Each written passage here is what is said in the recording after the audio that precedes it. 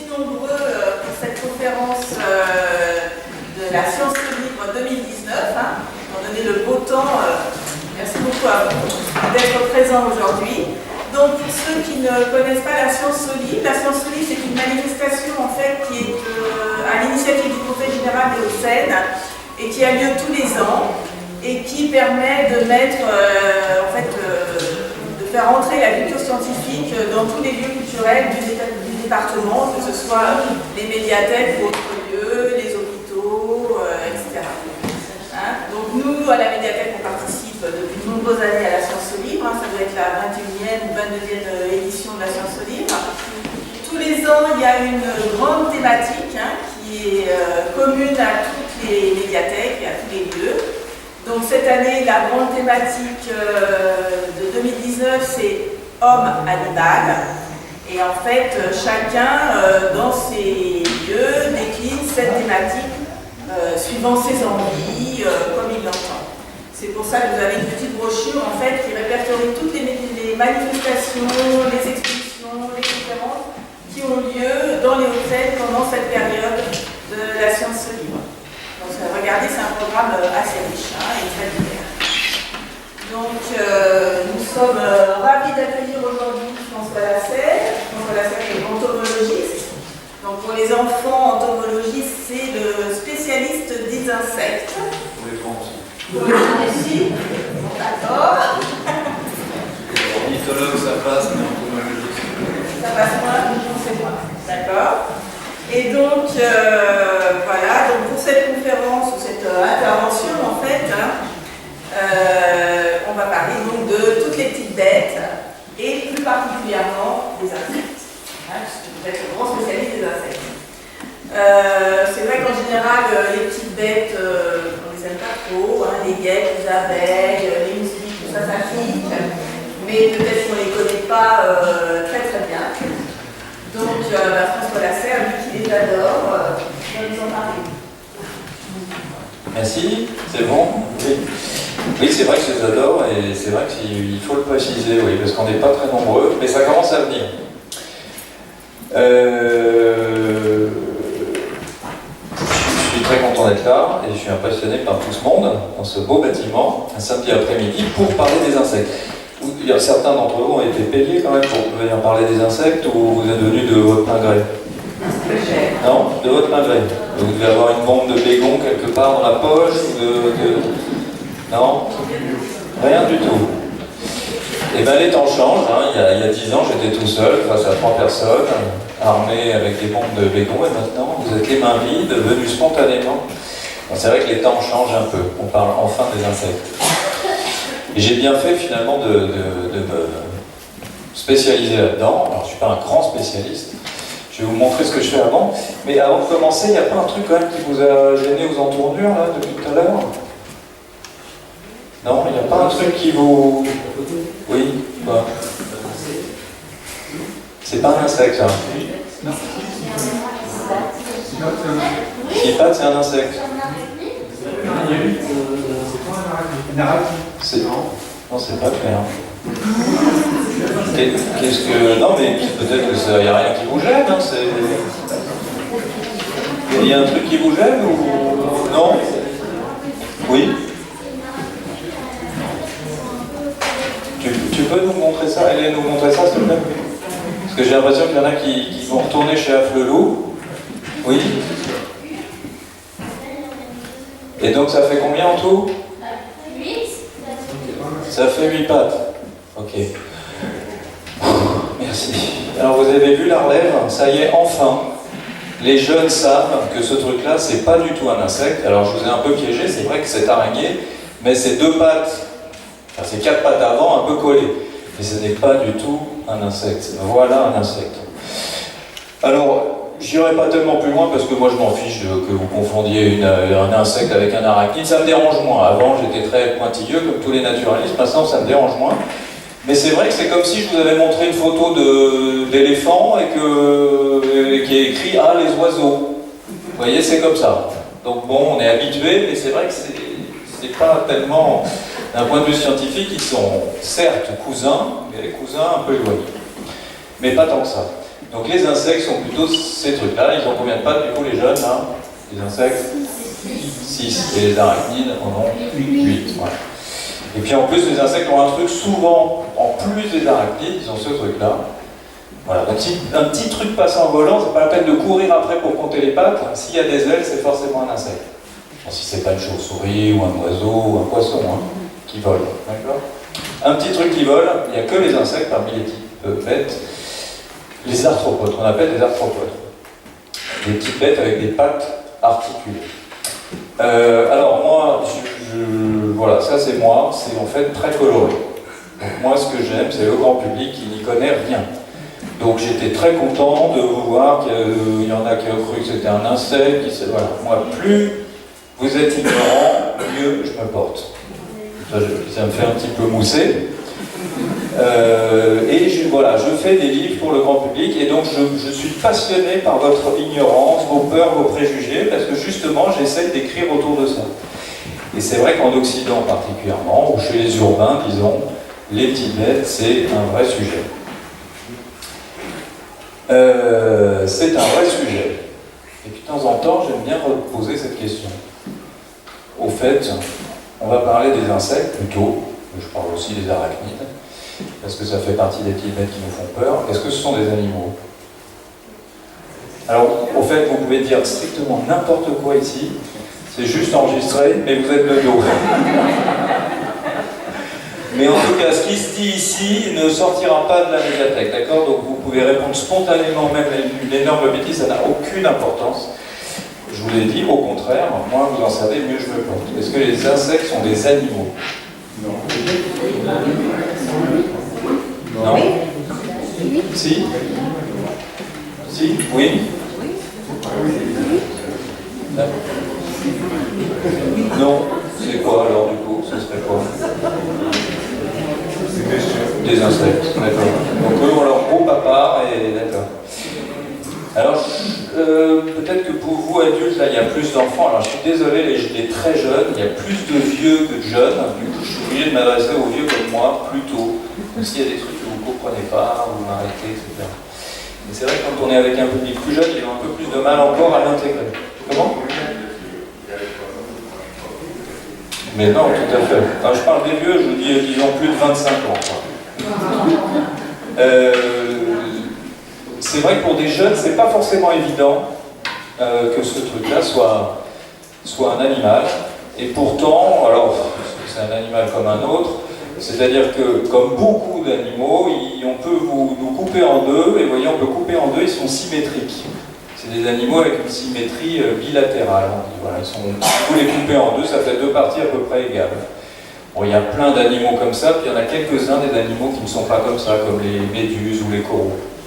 Et sinon, c'est vrai que beaucoup d'animaux peuvent se couper en deux, vous voyez. Et puis, à votre avis, alors ça c'est un brin d'ADN, c'est notre carte génétique, notre carte d'identité génétique. À votre avis, vous avez combien en commun? Vous savez, on entend souvent on partage tant de notre ADN avec les chimpanzés. Vous vous souvenez de la proportion?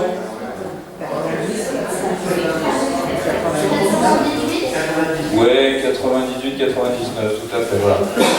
Et c'est vrai que vous êtes à 98-99% chimpanzé ou l'inverse.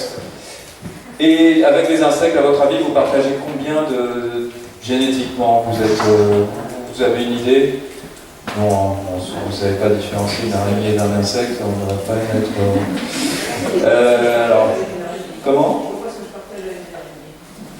C'est vrai. Pourtant, déjà, je peux vous couper en deux, vous êtes symétriques.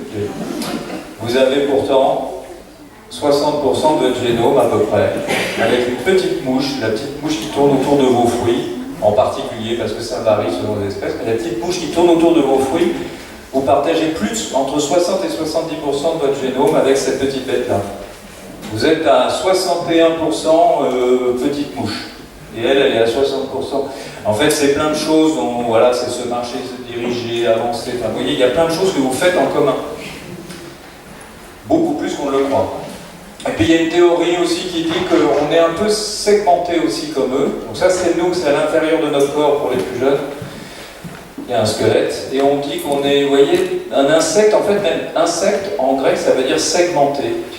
Il est segmenté, alors il y a 3 parties, 1, 2, 3, et puis même chaque partie, il y a des segments. Vous voyez là, il y a une articulation.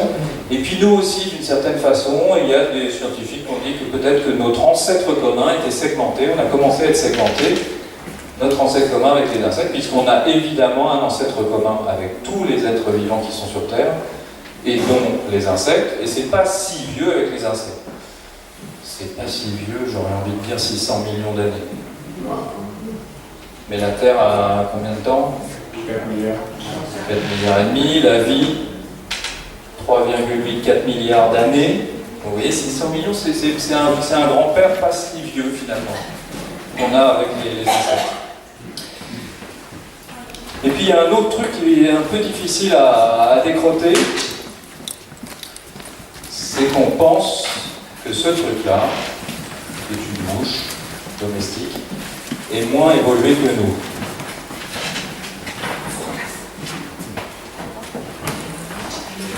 Ça, c'est compliqué.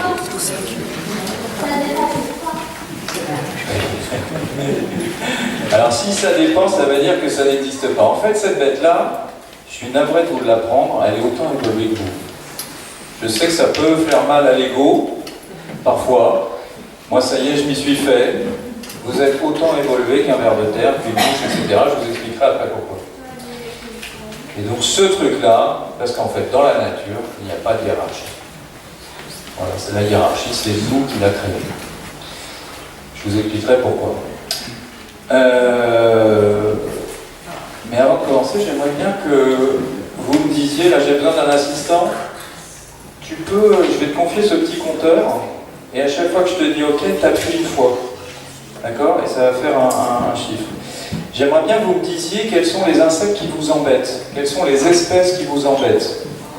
Dites-moi, voilà, alors je sais que le moustique vous embête, donc par exemple, on peut faire, t'as qu'à appuyer 2 fois, parce qu'on va dire qu'il y a 2 espèces de moustiques qui nous piquent. Voilà, 2 fois. Il y a écrit 2? Ok, on continue. Alors, quelles sont les bêtes qui vous embêtent dans la vie? Les guêpes. Les guêpes? Les guêpes. Alors, qu'on soit bien d'accord, c'est des trucs qui vous ont vraiment embêté, qui vous embêtent vraiment. Hein. D'accord? Les guêpes. Alors, les guêpes, je suis ok, tu t'as appuyé combien de fois là? Tu peux faire 2 parce qu'il y a 2 espèces de guêpes qui nous embêtent. Le frelon, vous êtes embêté par les frelons? C'est-à-dire, ils vous piquent, ils vous attaquent, vous courez, ça vous fait peur. Vous en croisez souvent? C'est arrivé, ça vous fait peur. Allez, 1. En fait, c'est une 3e guêpe du coup, parce que les frelons sont des guêpes.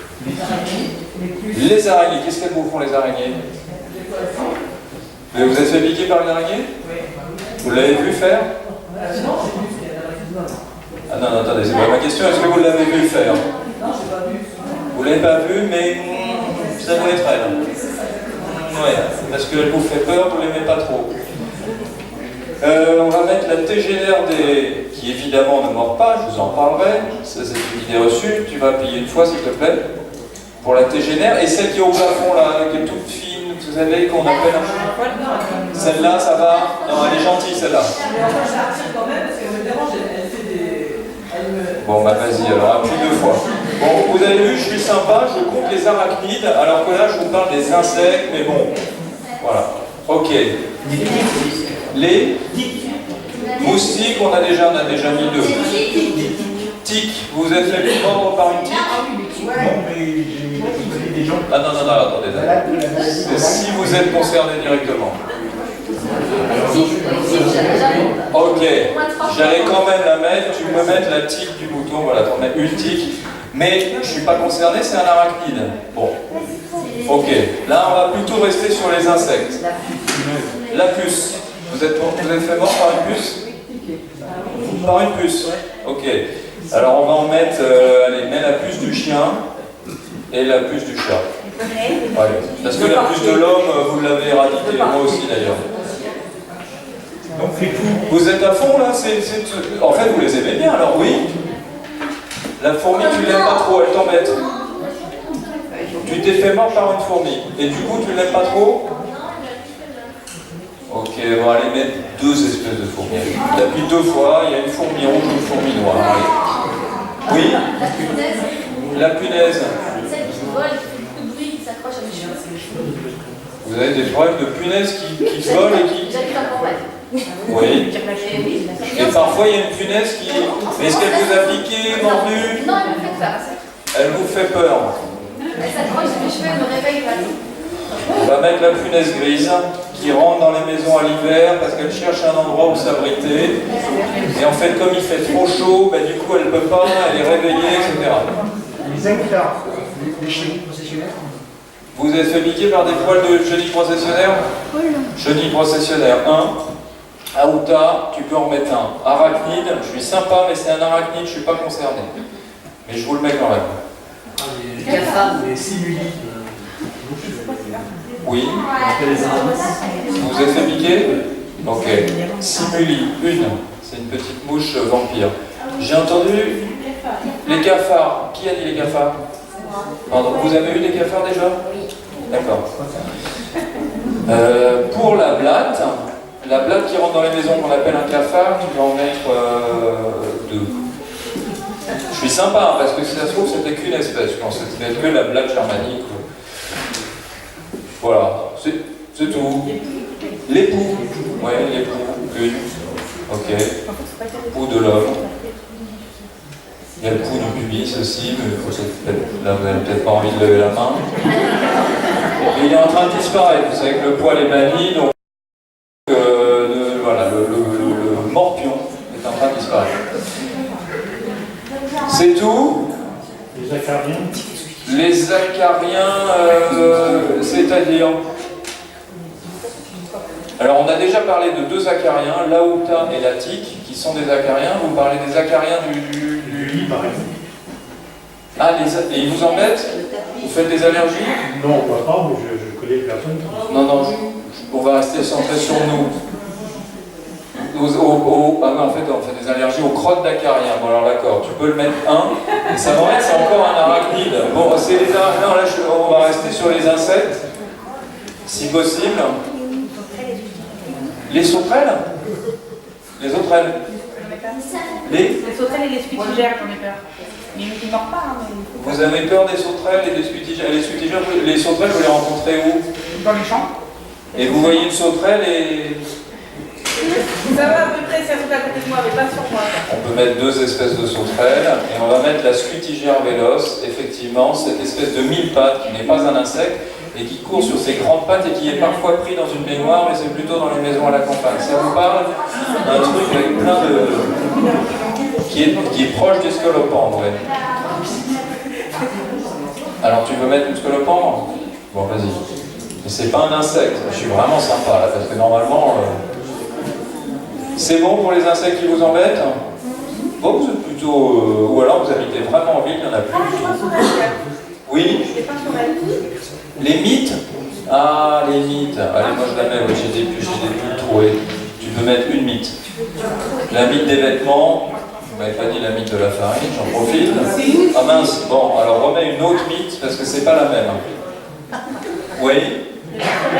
Les perce-oreilles. Oui, qu'est-ce qu'ils font? Vous vous faites pincer par des perce-oreilles. Devant moi. Comment? Mon frère se fait pincer devant moi. Votre petit... Alors déjà, c'est pas vous. Non, mais ils sont peur du coup à cause de ça. Oh, le perce-oreille, si je mets le perce-oreille, alors vraiment, on peut mettre le perce-oreille parce qu'il y a une demande, mais non. Les perce-oreilles ne percent pas les oreilles, c'est Non, mais ils gens, pince les doigts, pas les oreilles, les doigts. Ah, mais on ne sent même pas. J'adore, j'arrête pas de le faire. Quand je les prends, je me fais pincer pour le plaisir, je n'ai jamais rien senti. Et vraiment, je les traite à chaque fois de pas très fort. Alors, on est... Donc du coup, si on s'arrête là, qu'est-ce qu'il y a écrit sur ton compteur? 26. 26. Ok, merci. Je te remercie. Il y a écrit donc... Oui? Les coccinelles. Alors attendez, on est dans l'accueil de la parole de l'autre. Il y a une personne qui s'exprime, qui dit les coccinelles, elle a forcément eu un problème avec les coccinelles, je vous écoute. Donc, Le problème, il paraît qu'elles ne sont pas si bonnes que ça. Il paraît, hein. Ah. Et vous, est-ce que vous avez eu un problème de coccinelle? Les monsieur me dit oui aussi. Est-ce que vous avez un problème de coccinelle? Moi, j'ai pas eu de problème, mais D'accord, alors voyez ce qui est en train de se passer est intéressant. les bestiales, ça peut être envahissant. Vous voyez, c'est une idée là. Donc moi les idées, j'ai pas du tout envie de les comptabiliser. Je pourrais être dans l'accueil à fond, mais quand c'est l'idée, vous voyez, parfois on me dit, c'est pour ça qu'à chaque fois je demande, mais vous, est-ce que vous avez vraiment été embêté par cette bête? Non, mais... Voilà, et là je vous demandais, vous dans votre vie, qui vous a embêté, vraiment, qui ont une bête directement, donc on a eu des moustiques, etc. Mais si c'est une idée, je ne vais pas la comptabiliser. Et c'est en partie pour ça que les insectes disparaissent, c'est que souvent on a des idées sur eux. Je vais aller plus loin. 26 espèces, donc je suis à 26 espèces, dont un paquet d'arachnides quand même, qui ne me concernent pas. Et ces 26 espèces, à votre avis, c'est sur combien d'espèces qui vivent en France? Il y a combien d'espèces d'insectes différents qui vivent en France? C'est-à-dire de sortes, pas d'individus, de sortes. Là par exemple, dans cette salle, il y a combien d'espèces? Une, ok. Et il y a un paquet d'individus. En fait, ce que vous ne savez pas, c'est que vous êtes 400. Chacun, vous êtes 400, on ne va pas y revenir, mais là, ce qui vous parle, c'est 400 espèces en symbiose. Et s'il n'y avait pas ces 399 autres espèces, je serais mort par terre, je ne pourrais pas vivre. Mais c'est vrai que de loin, on a l'impression que c'est qu'une espèce. Donc, je vous demande combien il y a d'espèces différentes d'insectes en France, à peu près. Une idée, 4000. 300 000. 300 000, oui, oui. 7 000. D'accord. En fait, personne ne sait, personne n'est allé à l'école. Du coup, apparemment, vous n'êtes pas allé à l'école, vous faites des filières parallèles, vous faites du... Donc vous n'avez jamais appris, parce que c'est quand même des animaux grâce auxquels vous êtes en vie, en pleine santé, qui ont pollinisé tous vos vêtements, vos légumes, etc. Et vous n'avez aucune idée du... Non, c'est... D'accord. Bon, alors si vous étiez allé à l'école, peut-être que votre prof de SVT vous aurait dit, en France, uniquement en France, il y a 50 000 espèces d'insectes différents. Entre 40 et 50, mais comme on en découvre tous les jours, on va dire 50. Il y a 50 000 espèces d'insectes. Et vous vous souvenez de ce qui est écrit sur ce petit compteur? Il y a 26 espèces. Et encore, je n'ai pas compté les arachnides. Parce que si je compte les arachnides, d'ailleurs je crois qu'on ne sait même pas combien il y a d'espèces d'acariens. Si je compte les arachnides, ce serait beaucoup plus. Donc on est à 20-25 espèces qui nous embêtent sur 50 000. Et c'est un peu ça le problème des insectes, c'est qu'il y a quelques espèces particulièrement ennuyeuses, comme les moustiques, qui donnent une image déplorable à plus de 50 000 espèces. Et les 49 000 et quelques autres espèces vous embêtent absolument pas, vous laissent tranquille, vous sucent pas de sang, etc. etc. Enfin, il y en a que vous avez oublié quand même, mais il y en a un peu plus quand même qui vous embêtent, sans que vous le sachiez, mais... Les scarabées vous embêtent? Oui, pourquoi? Parce qu'ils volent. Ils vous volent de la nourriture? D'accord, comme les oiseaux, hein, c'est horrible, les oiseaux, là, ces petites mésanges qui volent. D'accord, mais j'en ai tout entendu, j'aime bien entendre ça. Parce qu'ils volent, ils vous embêtent. C'est-à-dire qu'en fait, il a un vol imprécis, vous avez l'impression qu'il va venir sur vous? D'accord, ok. Vous voyez, c'est un peu compliqué les insectes.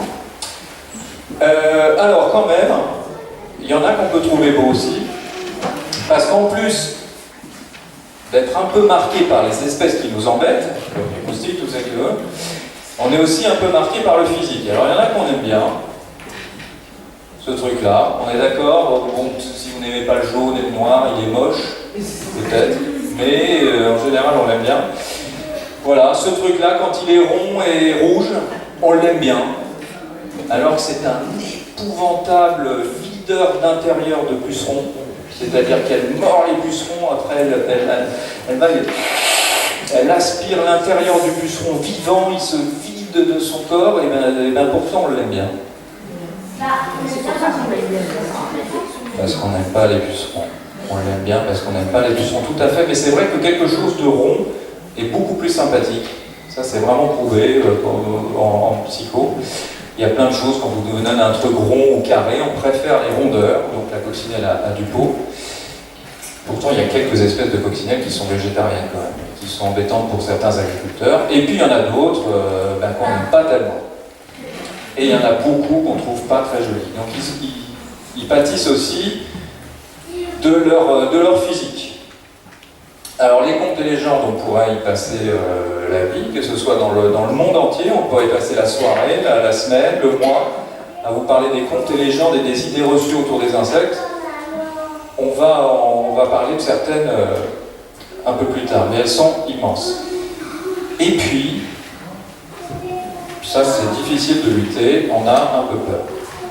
Alors du coup ça nous inspire pas mal, mais il y a beaucoup de films qui sont inspirés des petites bêtes qu'on ne connaît pas, c'est un peu plutôt quand même, et beaucoup, une peur de l'inconnu. Vous avez une araignée en bas, ça peut être des insectes, bon les affiches de films d'horreur avec des insectes, je pourrais vous en montrer des centaines et des centaines.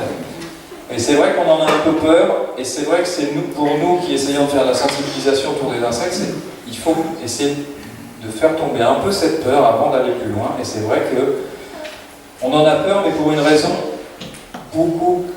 pas mal irrationnelle. Je vais vous expliquer pourquoi. Ce qui est vrai, c'est que, en tout cas dans l'histoire de l'humanité, mais apparemment vous êtes plutôt épargnés, il y en a qui sont quand même un peu collants. Il y en a qui sont quand même un peu collants parce qu'il y en a qu'on intéresse vraiment. Donc sur cette image, vous avez des bêtes qui sont des parasites de l'homme et de la femme, des humains. Vous avez des poux, des puces, des moustiques, des acariens, des tigres, etc. Et effectivement, il y en a quand même quelques-uns, on ne peut pas le négliger.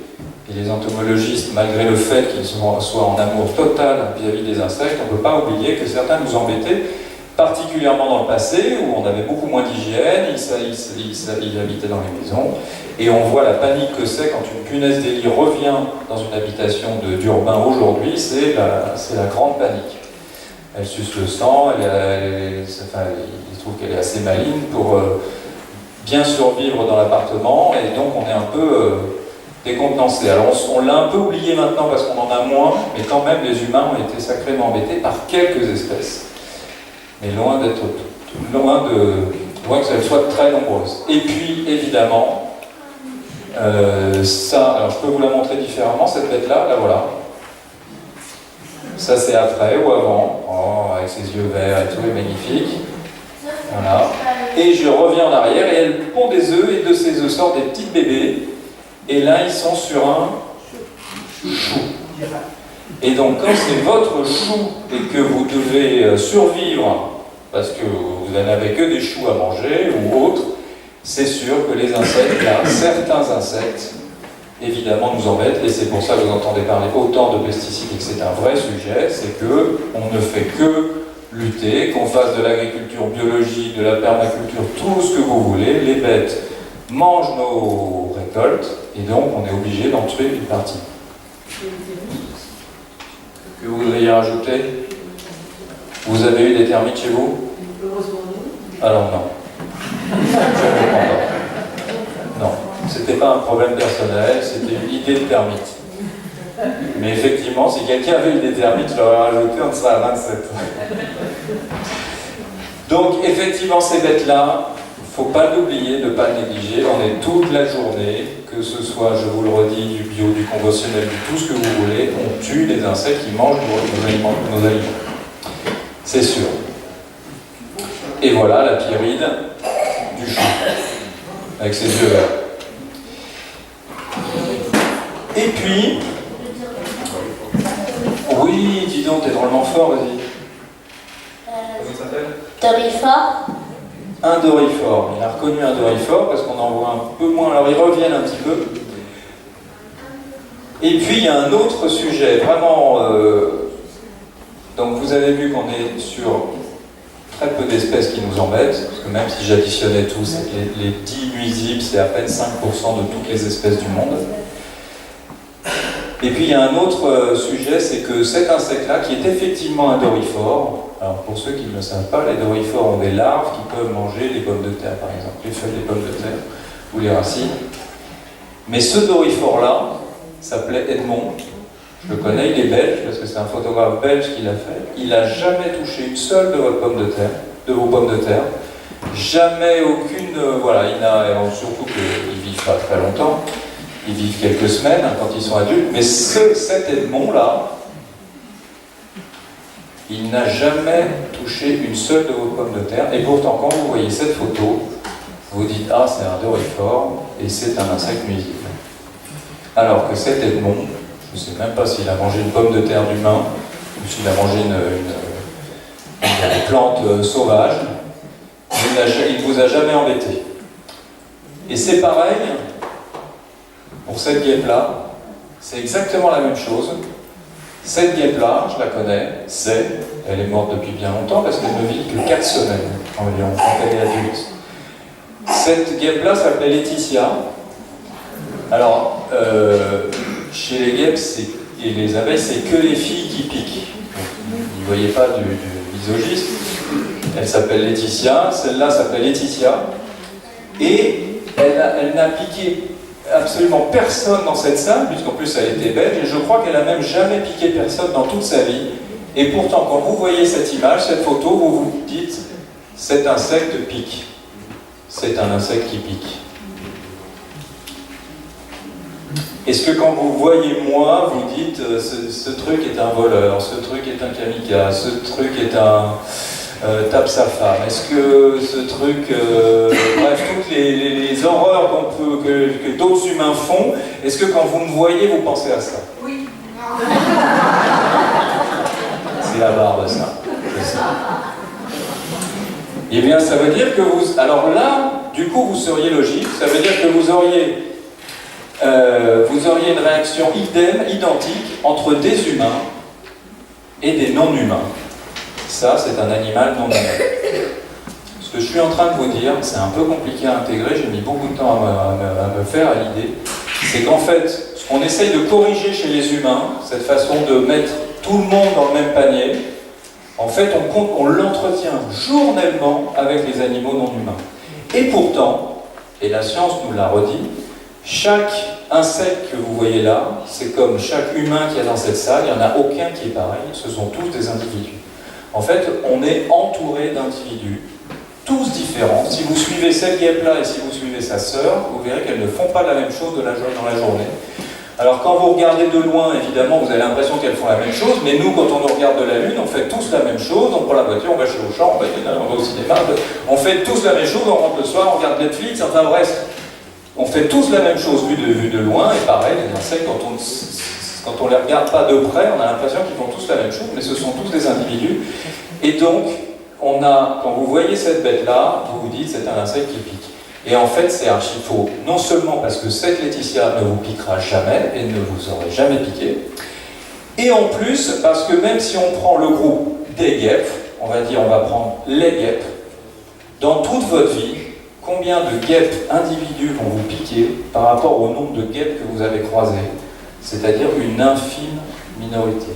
C'est-à-dire que statistiquement, vous n'avez quasiment aucune chance de vous faire piquer par une guêpe. En fait, c'est un peu ce qu'on appelle, c'est des biais cognitifs dans notre cerveau. C'est que notre cerveau, il fait pas un truc. C'est-à-dire qu'il va comptabiliser la piqûre, il va retenir ça, mais il va pas comptabiliser toutes les fois où il y a une guêpe qui passe en volant à côté de vous. Et au cours de votre vie, c'est des dizaines de milliers, voire des centaines de milliers de guêpes que vous avez croisées dans vos vacances, l'été, etc. Et là, si votre cerveau les avait toutes enregistrées, ces individus, au moment où vous vous faites piquer, vous me suivez là? Au moment où vous vous faites piquer, si votre cerveau était bien fait, il est bien fait pour plein d'autres trucs évidemment, où il devrait se dire, oh, une piqûre sur 120 000, c'est pas une bête qui... Vous voyez ce que je veux dire? On retient d'une anecdote. Non, parce que si notre femme, elles sont pas à les éviter. Donc, si elles nous ont piqué, en tout cas, si elles nous ont piqué, c'est une bonne remarque. on les évite. Si on est comme ça, c'est que ça nous a quand même aidé. En fait, tout ce qu'on fait dans la vie, ça a été sélectionné par la sélection naturelle. On a l'impression qu'on fait des trucs parce qu'on a réfléchi pendant des années, etc. En fait, pas du tout. Il y a beaucoup de comportements que vous avez qui sont issus de l'évolution. Et donc, le fait de... Si on se fait piquer une fois par un truc rayé jaune et noir, et le fait de s'en souvenir, évidemment, ça aide, parce que si cette bête-là est potentiellement dangereuse, ben on va s'en souvenir. Ça peut aider. Mais du coup... Mais c'est le même processus qui fait que quand vous rentrez dans un café breton, vous arrivez en Bretagne, vous rentrez dans un café, le serveur est mal aimable, Et ben, on aurait tendance à penser que ces Bretons sont vraiment des gougnafiers, enfin en tout cas avant, hein, c'était avant ça, à tous les mettre dans le même panier, mais vous voyez, c'est le même process intellectuel, c'est le même biais cognitif. Et donc les insectes sont victimes de ça d'un point de vue, voilà, et, bon, les insectes et tous les animaux non plus. Ceci étant, celui-ci a-t-il un dard et une poche à venin? Bien sûr, comme toutes les guêpes. Mais de la même façon que moi j'ai des dents capables de vous couper un doigt. Je suis équipé et puis avec mes muscles, je pourrais vous donner un coup de poing. Je suis équipé pour tout ça, mais le risque que ça arrive est très faible. Vous voyez ce que je veux dire? Et en plus, parfois, on peut se faire piquer par une guêpe qui était mal lunée, belliqueuse, je ne sais pas. Voilà, c'était elle. Vous voyez, c'était elle. Alors, effectivement, et vous aviez raison, ça vous sert à vous méfier ensuite quand même d'une guêpe.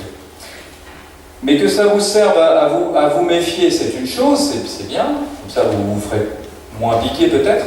En revanche, que ça vous serve à accepter que votre voisin ait détruit tout un nid de guêpes sans que ça vous fasse sourciller le moins du monde quand vous entendez mon voisin appeler les pompiers pour détruire un nid de guêpes, là ça commence, là les insectes disparaissent. Et en fait, vous l'entendez tous les jours, les insectes disparaissent, en partie pour ça. J'essaie de vous faire prendre aujourd'hui beaucoup de hauteur sur notre façon de voir le vivant. C'est ça qui le fait disparaître, en fait. Parce que ça commence par le nid de guêpe du voisin, mais c'est aussi le dorifort sur le champ, etc., etc. Alors, bien sûr, le dorifort qui mange, qui est pris en flagrant délit de manger nos aliments, évidemment, lui, on va lutter contre. C'est pas ce que je suis en train de vous dire, mais en revanche, le dorifort qui est à côté et qui ne fait rien, ou les autres insectes qui ne font rien, en prennent quand même plein les moustaches ou les antennes, à cause de cette façon de tous les mettre dans le même panier, de ne pas trop réfléchir. Mais réfléchir, ça coûte, on préfère souvent régler un problème plutôt que de réfléchir et de vivre avec. Alors en plus, les insectes ne sont pas tous ceux qu'on croit. Ils sont très variés, très différents, 50 000 espèces, et quand vous voyez un petit truc comme ça, c'est pas forcément une guêpe. Il y a plein d'insectes qui sont rayés jaune et noir, mais qui ne sont pas des guêpes, qui ne vous font rien du tout, même si vous les preniez et que vous les caressiez, comme cette petite mouche qui vient dans les jardins, parce que sa larve, ici, adore les pucerons. Exactement comme les coccinelles que vous connaissez, qui sont prédatrices. Et puis un jour, elle va se transformer, elle va s'arrêter, se fixer, et cette larve-là, va devenir un adulte mouche. Alors là, l'entomologiste que vous commencez à devenir voit très bien qu'il a des très gros yeux, avec des toutes petites antennes. Alors en plus, on compte que 2 ailes, c'est vrai que les guêpes en ont 4, mais ça ne se voit pas toujours. En tout cas, c'est vraiment pas une tête de guêpe. Ça y est, alors je vous en remontre d'autres, parce que le déguisement en guêpe ou frelon, il est très commun. Et ça, c'est des bêtes que vous pouvez rencontrer régulièrement. Et cette bête-là, à chaque fois que je l'attrape, je la prends dans mes doigts, délicatement, parce que je sais que je l'abîme un peu, et j'essaye de la passer à quelqu'un quand je suis sur le terrain en sensibilisation. Jamais personne n'accepte de prendre ce gros truc jaune et noir dans la main. Ça ressemble trop à un frelon. Vous voyez, notre cerveau a beaucoup de mal à se dire non, il est inoffensif, c'est une mouche, parce que c'est une grosse bête celle-là. C'est un peu de couleur en même temps, c'est stratagème que la nature a. Tout à fait, et vous avez enregistré que le jaune et noir, il fallait que je m'en méfie. Mais bon. La reconnaître en vol parce qu'une abeille, ça fait presque toujours du surplace, alors qu'une mouche, ça ne fait pas capable. Alors, là c'est l'inverse. Regarde, celle-là, elle fait du surplace, tu vois. C'est pas forcément facile. Et puis en plus, j'en connais des mouches qui sont déguisées en guêpe ou en abeille et qui volent comme une abeille. Vous voyez qu'il y a un vol un peu... Voilà, je continue à vous montrer d'autres bêtes qui voudraient nous faire croire qu'elles sont autres. Enfin, non, c'est pas comme ça que ça fonctionne, mais en tout cas qu'on pourrait confondre avec des bêtes qui piquent. Ça, c'est son bébé, mais vous l'avez vu tout à l'heure, c'est sa petite larve. J'en profite pour vous montrer que ces bêtes-là se transforment complètement. Et puis en voilà une autre. Tout ça sont des bêtes très communes. Si vous regardez les fleurs et vous faites attention aux insectes, vous allez trouver plein de bêtes jaunes et noires comme ça, et la plupart, souvent, avec des gros yeux et des petites antennes comme ça, ce sont des mouches qui ressemblent à des guêpes, jusqu'au déguisement. Là, on dirait vraiment quoi? Un bourdon. Donc là, c'est le déguisement bourdon, on dirait même le bourdon terrestre avec les fesses blanches, l'une des espèces de bourdon que vous voyez le plus souvent. Mais avec ces gros yeux-là, comme ça, collés, et ces petites antennes, alors en plus, moi, je vois qu'il y a 2 ailes, mais c'est pas évident, les 2 ailes. voilà une mouche qui ressemble, et qui est assez commune, qui ressemble au bourdon terrestre. Et ça va jusqu'à un... C'est quoi ce truc-là? Il est dans votre famille? Non, là, c'est pas tout à fait vrai. Un cousin. C'est un cousin. Alors, c'est pas le cousin qui rentre dans la maison ou dans la salle de bain et que voilà, vous êtes un peu inquiet avec. C'est un cousin qui est dehors, mais c'est un cousin qu'on peut tout à fait rencontrer quand on s'intéresse aux insectes et qu'on va les regarder dehors. Il y a des cousins déguisés en guêpe, jaune et noir. Et il est assez commun, celui-là. Et ça, c'est un garçon ou une fille? C'est hyper facile. C'est un garçon. Pourquoi? Merci. Vous voyez que c'était très facile. Des énormes antennes comme ça qui sont très plumeuses, c'est forcément un garçon. Enfin, ça, vous le saviez quand même. Non, c'est vraiment la base là. Non. En fait, c'est les garçons. Les antennes, c'est en partie le siège de l'odorat. Et c'est aux garçons de chercher les filles. Et donc de les sentir. Donc ils ont des grosses narines en quelque sorte. Ils ont des grosses antennes. Les filles ont des ailes plus fines. Alors du coup, comme vous voyez que des filles pour les moustiques, vous ne voyez pas, mais un moustique mâle, il a comme deux grandes plumes. C'est lui qui va sentir, voire écouter la femelle avec ses antennes. Il sent les vibrations.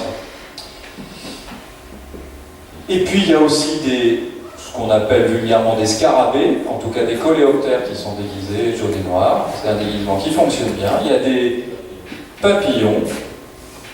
Il y a un spécialiste dans la salle, je n'aime pas trop. Je ne suis pas le seul à savoir. Tout à fait. Un papillon, la saisie apiforme, la saisie en forme d'abeille, apiforme, dont les chenilles mangent le bois. Elles vivent dans le bois. Et puis après, là je pourrais vous en montrer des milliers. Il y a aussi des vraies guêpes ou abeilles. En haut vous avez une guêpe, d'ailleurs j'ai un petit doute, je crois que c'est une abeille parasite, j'ai un énorme doute. Et à droite, vous avez une abeille, une antidie, qui n'est pas connue, parce qu'il y a plein d'autres abeilles que les abeilles des ruches, je vais en parler. Mais ensuite, vous avez des vraies bêtes qui sont jaunes et noires, et qui ont des dards, et qui sont très diversifiées. Mais bon, elles ne viennent jamais nous attaquer, parce que ces bêtes-là sont solitaires, elles ne protègent pas un nid. La menthe. Alors déjà, qu'est-ce qu'elle fait? Qu'est-ce qu'elle fait, la menthe, déjà?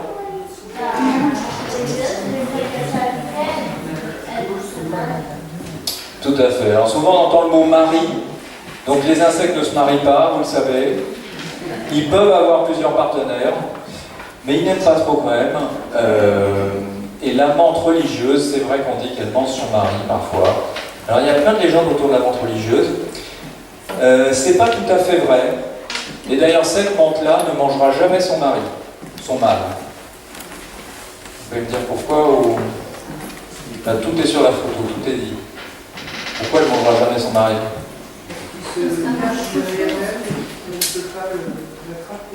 Il est là le mari? Déjà vous avez des bons yeux, vous savez, vous êtes bien entomologiste. Il y a le mari qui est accroché derrière. Vous le voyez là, tout petit, tout petit? Il est là, monsieur. Ça c'est madame, ça c'est monsieur. Et pourquoi il a été épargné ce monsieur? Comment? Alors si, en fait, il est presque bien placé, le mâle, parce qu'il est plus petit qu'elle, et quand elle se retourne, il y a juste la tête là, et c'est le meilleur, et elle commence par la tête. Et le fait de lui couper la tête, ça accélère la copulation. Du coup, c'est presque... voilà, il faudrait presque qu'elle le fasse à chaque fois. Donc si elle peut tout à fait l'attraper en faisant une contorsion, c'est pas pour ça qu'elle ne va pas le manger. Alors c'est pas lui qui l'a apporté, oui, c'est pas lui qui lui a apporté à manger, mais elle est en train de manger. Et donc a priori, une fois qu'elle aura terminé ce grand frelon à pattes jaunes, et d'ailleurs j'adore cette photo parce que je vous montre que les frelons à pattes jaunes ou asiatiques servent à nourrir nos menthes religieuses, ça peut être un rôle positif, hein, en sachant qu'il est de nous aussi, puisqu'il est chez nous depuis bien longtemps. Et elle aura plus faim, et donc a priori avec ce gros frelon, elle va être rassasiée, elle ne va pas manger son mari, elle ne mange pas à chaque fois son mari. Et c'est une photo que j'ai prise, qu'on a vue, il était toujours vivant, et j'étais avec des stagiaires qui étaient même des adultes, qui n'avaient même plus envie de voir cette scène, ils la trouvaient épouvantable. Vous voyez, mes stagiaires sont maintenant empathiques vis-à-vis du frelon en pâte jaune. Vous voyez comme j'arrive à les... Et juste sans trop prosélytisme, hein, ça pourrait vous arriver. Il y a un truc dont il faut se méfier, c'est quand les insectes sont en groupe. C'est vrai. Quand vous voyez des insectes en groupe, comme ça, tous ensemble, dans une espèce de colonie, alors si c'est une colonie, même si c'est une colonie en bois qui ressemble à une petite construction humaine, comme en bas à droite, vous les laissez tranquilles. C'est le seul moment où un insecte peut se suicider en vous piquant, quasiment. Parce qu'en fait, venir vous piquer, c'est vraiment le risque de prendre une énorme claque sur la tête, on est d'accord? Et d'ailleurs, c'est ce qu'il arrive, quand un insecte vous pique, vous le tuez immédiatement. En revanche, qu'est-ce que vous faites? Vous vous éloignez, vous partez en courant. Ce qui se passe dans ces nids, c'est qu'il y a plein d'individus, mais il n'y a qu'une seule femelle qui pond, qui est au nid, et donc du coup, il peut y avoir des kamikazes, des suicidaires, parce que ça permet à la reine, qui est la seule qui pond, de continuer à pondre. Et donc l'espèce et les gènes, la pérennité de l'espèce peut continuer, même si vous vous êtes suicidé. Alors que les insectes qui sont solitaires prennent beaucoup moins de risques de vous piquer. Alors vous allez me dire, les moustiques, elle est solitaire, mais normalement, vous le sentez qu'après. D'ailleurs, vous ne le sentez pas trop parce qu'elle met un petit anesthésiant, vous savez, parce que si à chaque fois qu'elle commençait à vous piquer, vous la sentiez, bon, elle disparaît de la surface de la Terre, elle est éliminée par la sélection naturelle parce que vous lui claquez dessus. Donc, vous sentez le moustique après, donc vous ne l'avez pas senti. Et donc si vous vous approchez d'un nid, elle peut se jeter sur vous et vous piquer. Mais si c'est, en fait, vous ne vous faites jamais piquer par des insectes solitaires. Et pourtant, des insectes solitaires avec des mâchoires, avec des dards, il y en a des milliers en France, mais ils ne vous attaquent pas parce que c'est trop risqué de se jeter sur un grand singe comme ça qui va vous mettre une grande claque. C'est vous les grands singes. Excusez-moi, est-ce qu'il y a des insectes que j'ai entendu, des guêpes ou des abeilles qui meurent en nous piquant? Oui, c'est elle. Elle, ça c'est les guêpes, ça c'est un nid de guêpe fermé qu'on peut trouver dans un grenier. Ça c'est le grand nid, le deuxième nid secondaire du frelon à pattes jaunes. Ça c'est un petit nid de police qui reste ouvert comme ça que vous pouvez trouver mais dans les endroits un peu sauvages, il n'y a pas d'enveloppe. Ces guêpes-là, que vous soyez frelon ou guêpe, en fait vous utilisez votre dard toute la journée, ça vous sert à capturer des proies parce que vos larves sont carnivores. Et du coup, c'est un truc qui sert toute la journée, le dard d'une guêpe. Alors que le dard de l'abeille ne sert pas du tout à capturer parce que les abeilles sont végétariennes, ne mangent que du nectar des fleurs et un peu de pollen pour les larves. Et donc, elles, leur dard a développé une forme avec des petits, vous voyez, il n'est pas droit comme ça, tout fin, comme celui d'une guêpe, il a des petits barbelés un peu en quelque sorte, des barbillons. Et du coup, quand ils rentrent dans votre peau, ils restent coincés. Donc c'est un super avantage, c'est que du coup pour s'en défaire de la bête, ben, c'est embêtant. Et si vous êtes un énorme ours, par exemple, et que vous attaquez une ruche, ben, vous vous retrouvez avec plein de trucs qui ne peuvent pas partir, enfin bref, ça aide à ce que la bête parte. Mais effectivement, quand vous faites ça, parce que vous aviez une guêpe, ben, le dard reste accroché dans la peau, ça lui arrache la glande à venin qui est dans le ventre, et du coup elle va finir par mourir. Mais ça permet d'éloigner encore plus, d'être encore plus efficace dans le fait d'éloigner les bêtes qui en mettent le nid. Donc c'est l'abeille qui a ça. Donc quand vous voyez des nids comme ça, vous vous approchez pas, alors on dit à moins de 5 mètres, mais ça dépend, vous pouvez vous approcher parfois tout près d'un nid de frelon, ils sont assez craintifs. Ne le faites pas, mais on dit moins de 5 mètres. Et puis pareil pour les chenilles, quand vous voyez ça dans un arbre, c'est le seul moment où des chenilles poilues ont raison de vous inquiéter. C'est quand vous voyez un nid comme ça, et un moment, alors souvent c'est en haut des arbres, donc tout va bien, mais même s'il est plus bas, vous ne vous approchez pas d'un nid comme ça, parce que ces chenilles ont la capacité de détacher leurs poils quand elles sont inquiétées. Les poils volent dans l'air, se plantent dans la peau, et c'est comme des petites ampoules à l'intérieur desquelles il y a du venin, ça va se casser dans la peau, et après ça va vous gratter. Alors si vous en avez dans les yeux, partout, dans les muqueuses, c'est embêtant. Donc c'est un des rares insectes très embêtants, mais enfin, qui dans cette salle s'est déjà fait piquer par la processionnaire du pain? 2. Voilà, 3. Certes, c'est trop, mais c'est que 3 personnes. C'est pas non plus tous les jours, parce qu'il faut quand même les embêter en général, etc. Et il y a un moment dans l'année Elles vont descendre du nid qui est en haut, ça c'est un nid communautaire, elles mangent les aiguilles des pins, bon, pour cette espèce-là, mais il y en a sur le chêne aussi. Et puis à un moment, c'est le moment de se métamorphoser en adultes, et pour ça, elles partent toutes à la queue leu en procession. Elles descendent le long de l'arbre et elles vont s'enfoncer dans le sol à un endroit que la première a choisi. Elles s'enfoncent dans le sol et elles vont se métamorphoser en petits papillons de nuit. Un papillon nocturne. Et à ce moment-là, ça forme une procession. Et donc pareil, vous ne les touchez pas. Alors parfois, il y a des chiens qui sont un peu curieux et qui vont se faire piquer par les chenilles processionnelles. Mais sinon, si vous trouvez une petite chenille toute seule, qui est comme ça, qui n'a absolument pas de copine, ça ne peut pas être une processionnaire, parce que les processionnaires, elles sont toujours ensemble, toutes ensemble. Alors il se peut que si elles aient traversé la route, une voiture a écrasé la colonie, une partie de la procession, et du coup il y a quelques individus errants, mais il suffit de regarder, vous les retrouvez, ils sont tous autour. En revanche, quand vous trouvez une petite chenille comme ça, toute seule, surtout celle qui se met en anneau du diable, comme ça, vous pouvez délicatement la regarder, la prendre dans la main. Les chenilles seules ne sont pas urticantes. Le faites pas si vous n'êtes pas à l'aise, mais en tout cas, si c'est pas un nid, et si un enfant rapporte une chenille en disant par exemple « Regarde maman, j'ai trouvé une chenille », en général c'est une chenille qui était toute seule, parce que c'est vrai que les groupes inquiètent un peu, et donc on peut continuer à la regarder délicatement, éventuellement se rincer les mains si jamais il y avait des poils qui restaient. Après on se frotte les yeux, mais ce serait juste mécanique. Et en tout cas, on ne se fait pas, voilà, c'est pas urticant. Donc finalement, il y a très peu de chenilles poilues urticantes. Est-ce que je dois éliminer ce gros nid de guêpes dans le grenier? Alors, attendez, je regarde ce que j'ai après. Il y a toujours une guêpe. Et je vais venir à propos des guêpes. Vous savez, vous trouvez parfois le nid. Je veux juste vous dire que le nid ne sert qu'une année et n'est jamais réutilisé.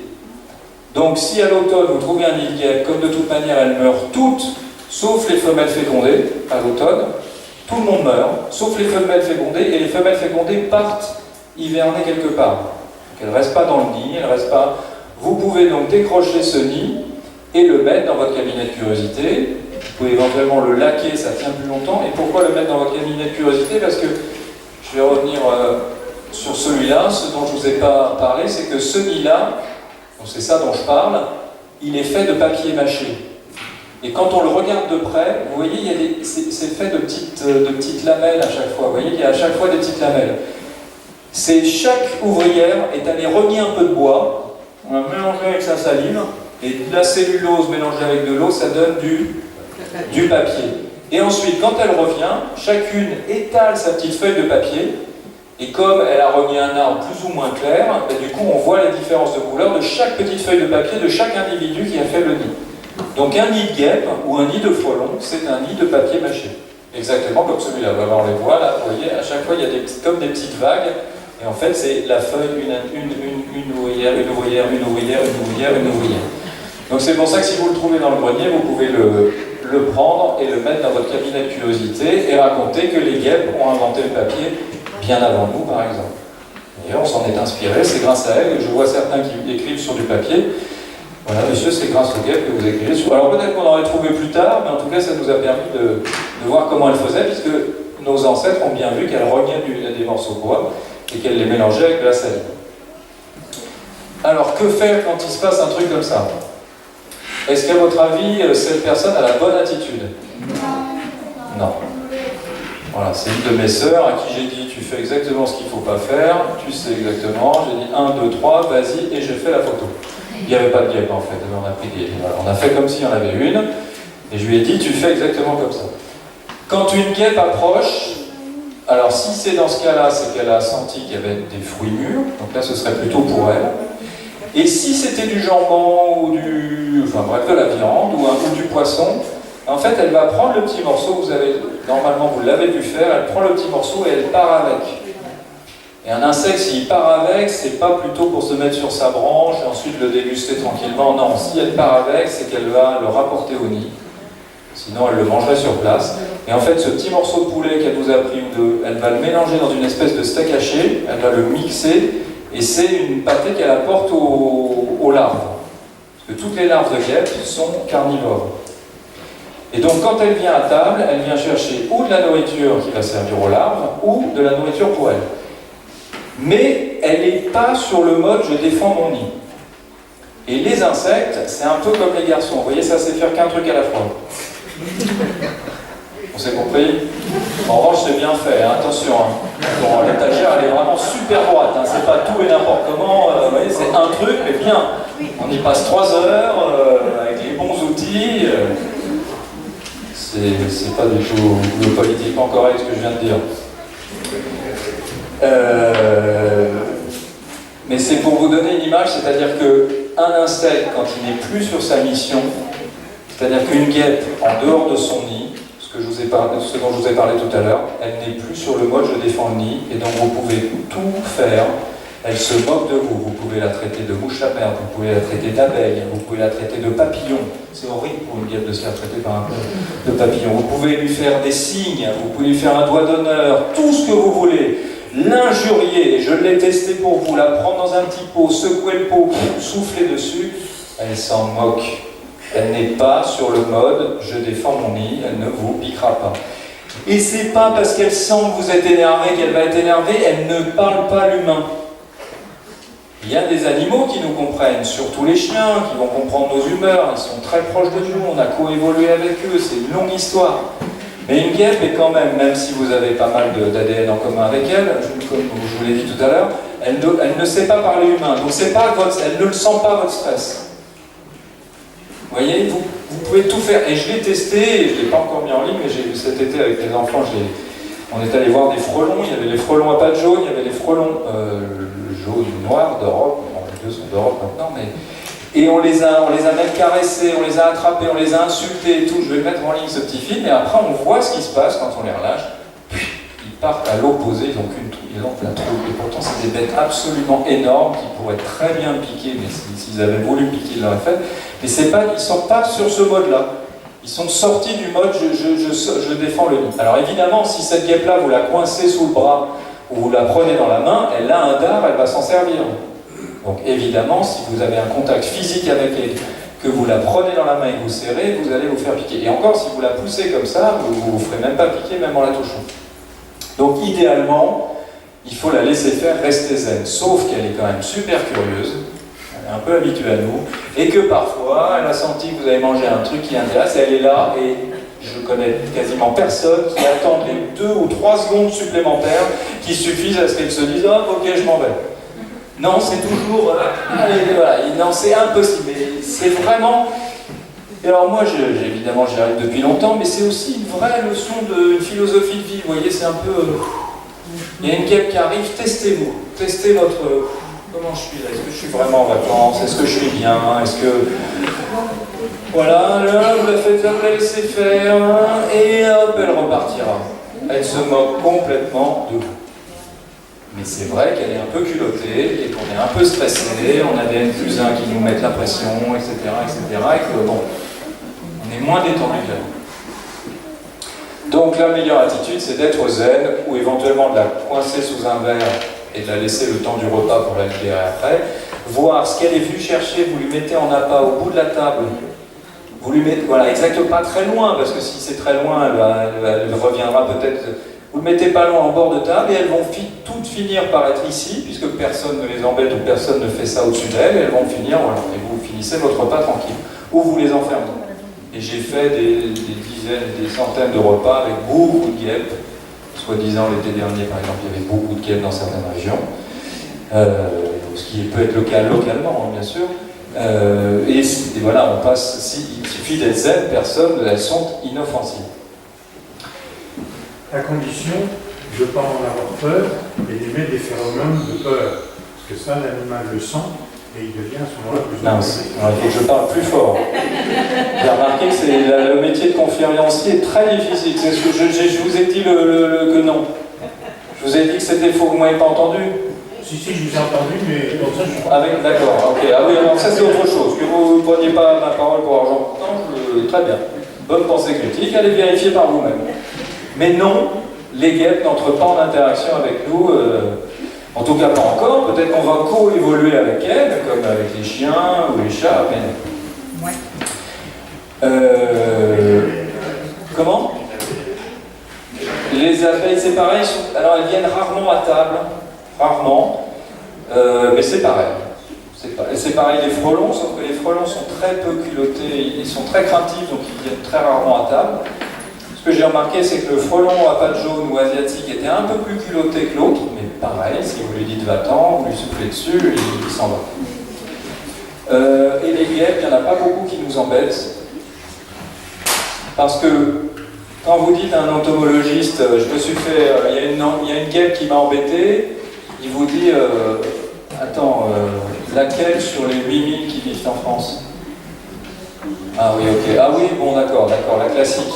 En fait, des guêpes qui nous embêtent, et je reviens à ce que je vous ai dit tout à l'heure, l'image à partir de quelques-uns. En France, il y a presque 8000 espèces de guêpes, et vous n'en connaissez que 2. C'est-à-dire, il n'y en a que 2, jaunes et noirs comme ça, qui s'invitent à votre table. Sauf si vous êtes curieux et que vous allez voir les insectes sur les fleurs, on est d'accord, mais sur les 8000, vous n'en connaissez que 2 sortes. Et c'est celle-là. Parce qu'il y en a d'autres même qui leur ressemblent beaucoup, là, qui font des petits nids comme ça, mais qui ne viennent pas du tout à table, qui ne viennent jamais à table.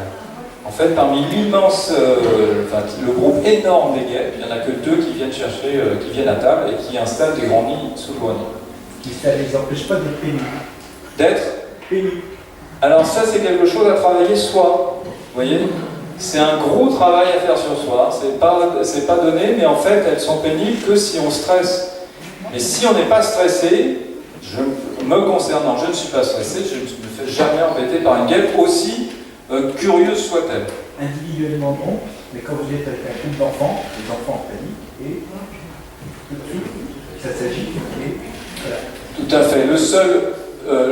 Le seul truc où elle peut nous embêter, où là moi-même j'interviendrai, et encore, j'ai tous les étés des amis qui m'appellent en me disant voilà, j'ai un nid qui est à tel endroit, ils sont obligés de tout me décrire, c'est que cette espèce qui est la plus commune et qui vient à table fait un nid parfois souterrain, et si ce nid est évidemment devant la porte d'entrée ou près de l'endroit où les enfants, et les enfants sont susceptibles d'aller à moins de 5 mètres du nid, évidemment faites quelque chose. Donc moi l'idéal c'est de mettre une barrière de 5 mètres de diamètre autour du nid et de dire aux enfants voilà, il y a des guêpes à cet endroit-là, vous ne les approchez pas.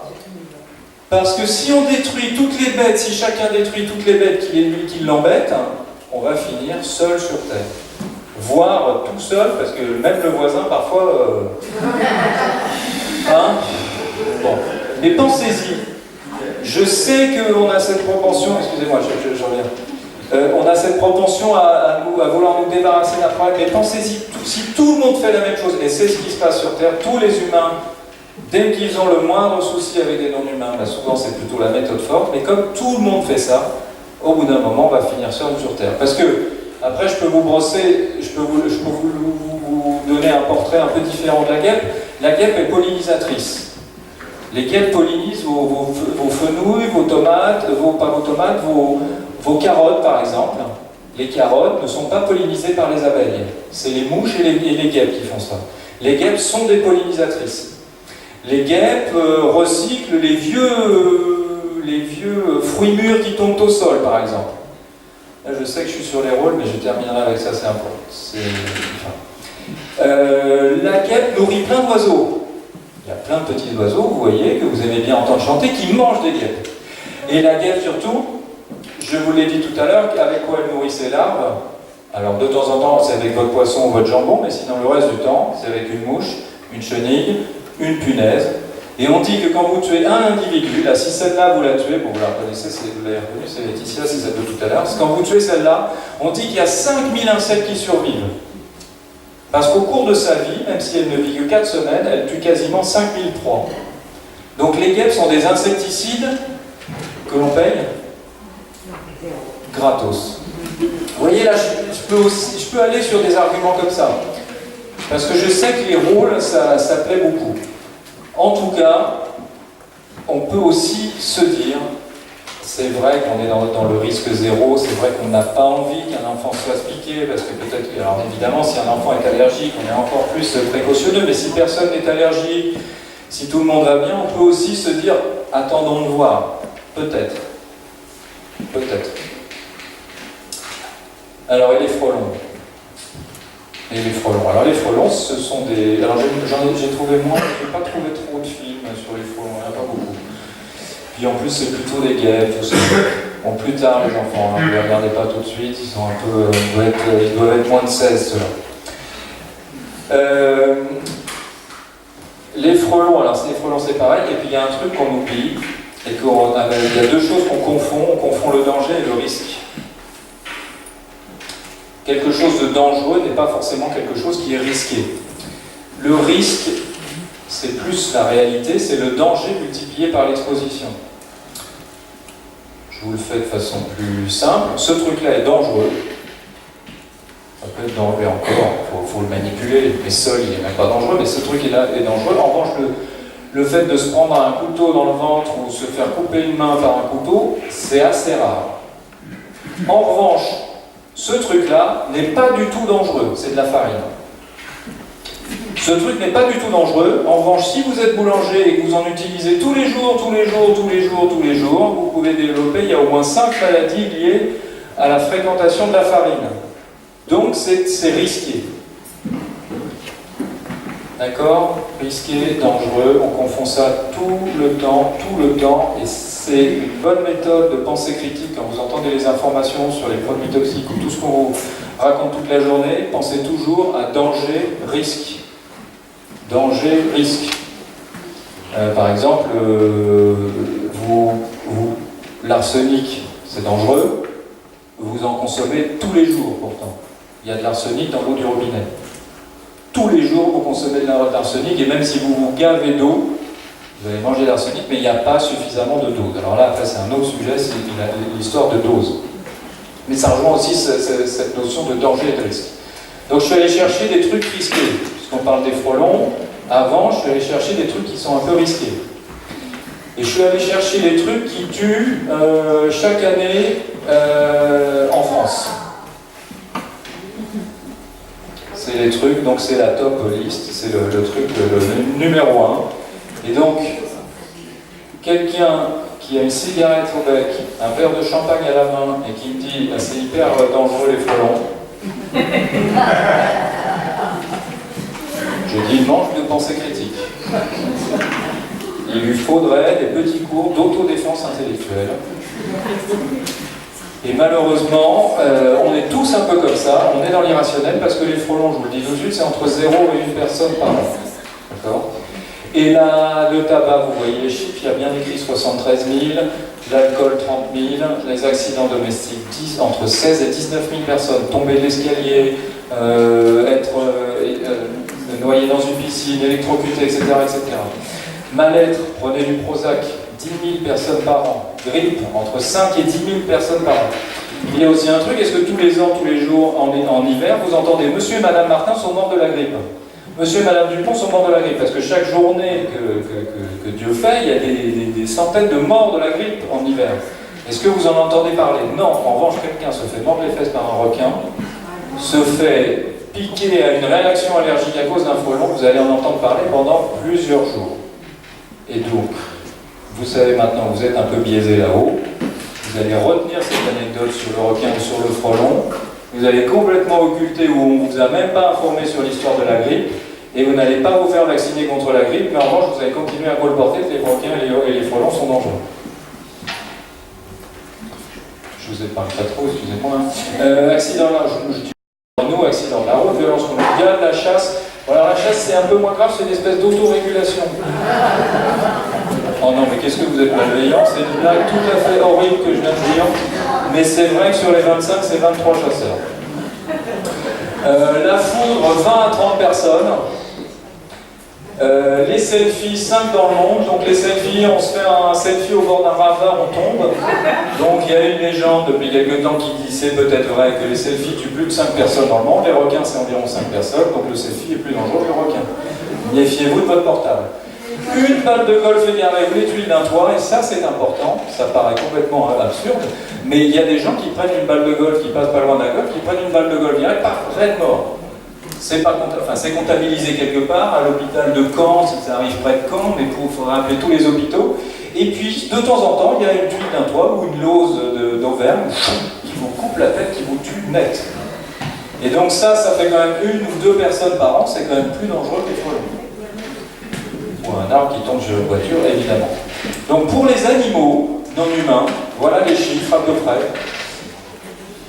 Donc on peut peut-être commencer par le bas. Je vous ai fait un package araignée, requin, loup, ours en métropole. 0. Vipère entre 0 et 1,5 personnes. On m'a traumatisé toute mon enfance à cause des vipères. J'étais traumatisé et jamais on m'a vacciné contre la grippe. Bon, c'est plutôt des personnes âgées, la grippe, c'est vrai. Les chiens, 2 personnes et pas mal de morsures. Et le record, l'animal le plus dangereux de France, mesdames et messieurs, je suis absolument navré, l'animal le plus dangereux, entre guillemets dangereux, parce que c'est très peu risqué, c'est entre 10 et 15 personnes, c'est l'abeille domestique. L'animal qu'on soutient le plus, pour lequel on a mis même de l'argent, on fait un prélèvement automatique tous les mois éventuellement pour les apiculteurs, etc., c'est l'animal qui tue le plus d'êtres humains chaque année en France. Très nombreux. Comment? Ils sont très nombreux. Peu importe, je veux dire à quel point nous sommes irrationnels. Voilà. Mais l'abeille, on s'est fait toute une idée, et surtout l'abeille, qu'est-ce qu'elle nous apporte? Du miel. Donc on est OK pour le fait qu'elle soit quasiment, elle soit 5 fois plus dangereuse que les requins, parce que si j'aurais même pu vous mettre les requins en métropole, c'est environ 5 personnes dans le monde. Donc 4 surfeurs à qui on a dit ne va pas surfer à cet endroit-là, il y a des requins.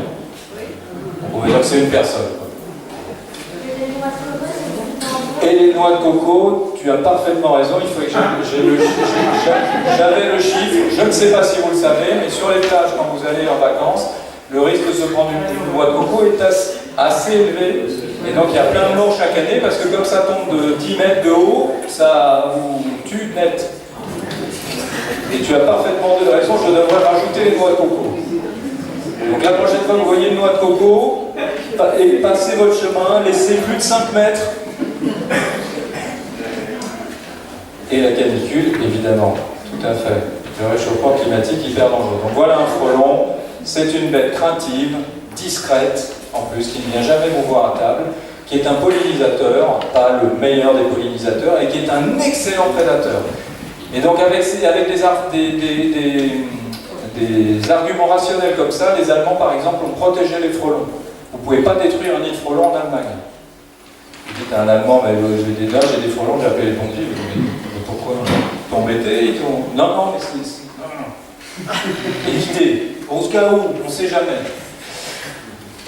Et c'est pareil pour le frelon à pattes jaunes. Vous voyez que ce petit frelon-là, il a marché dans la peinture jaune au moment de la création, quand il a été créé par Dieu il y a 6000 ans.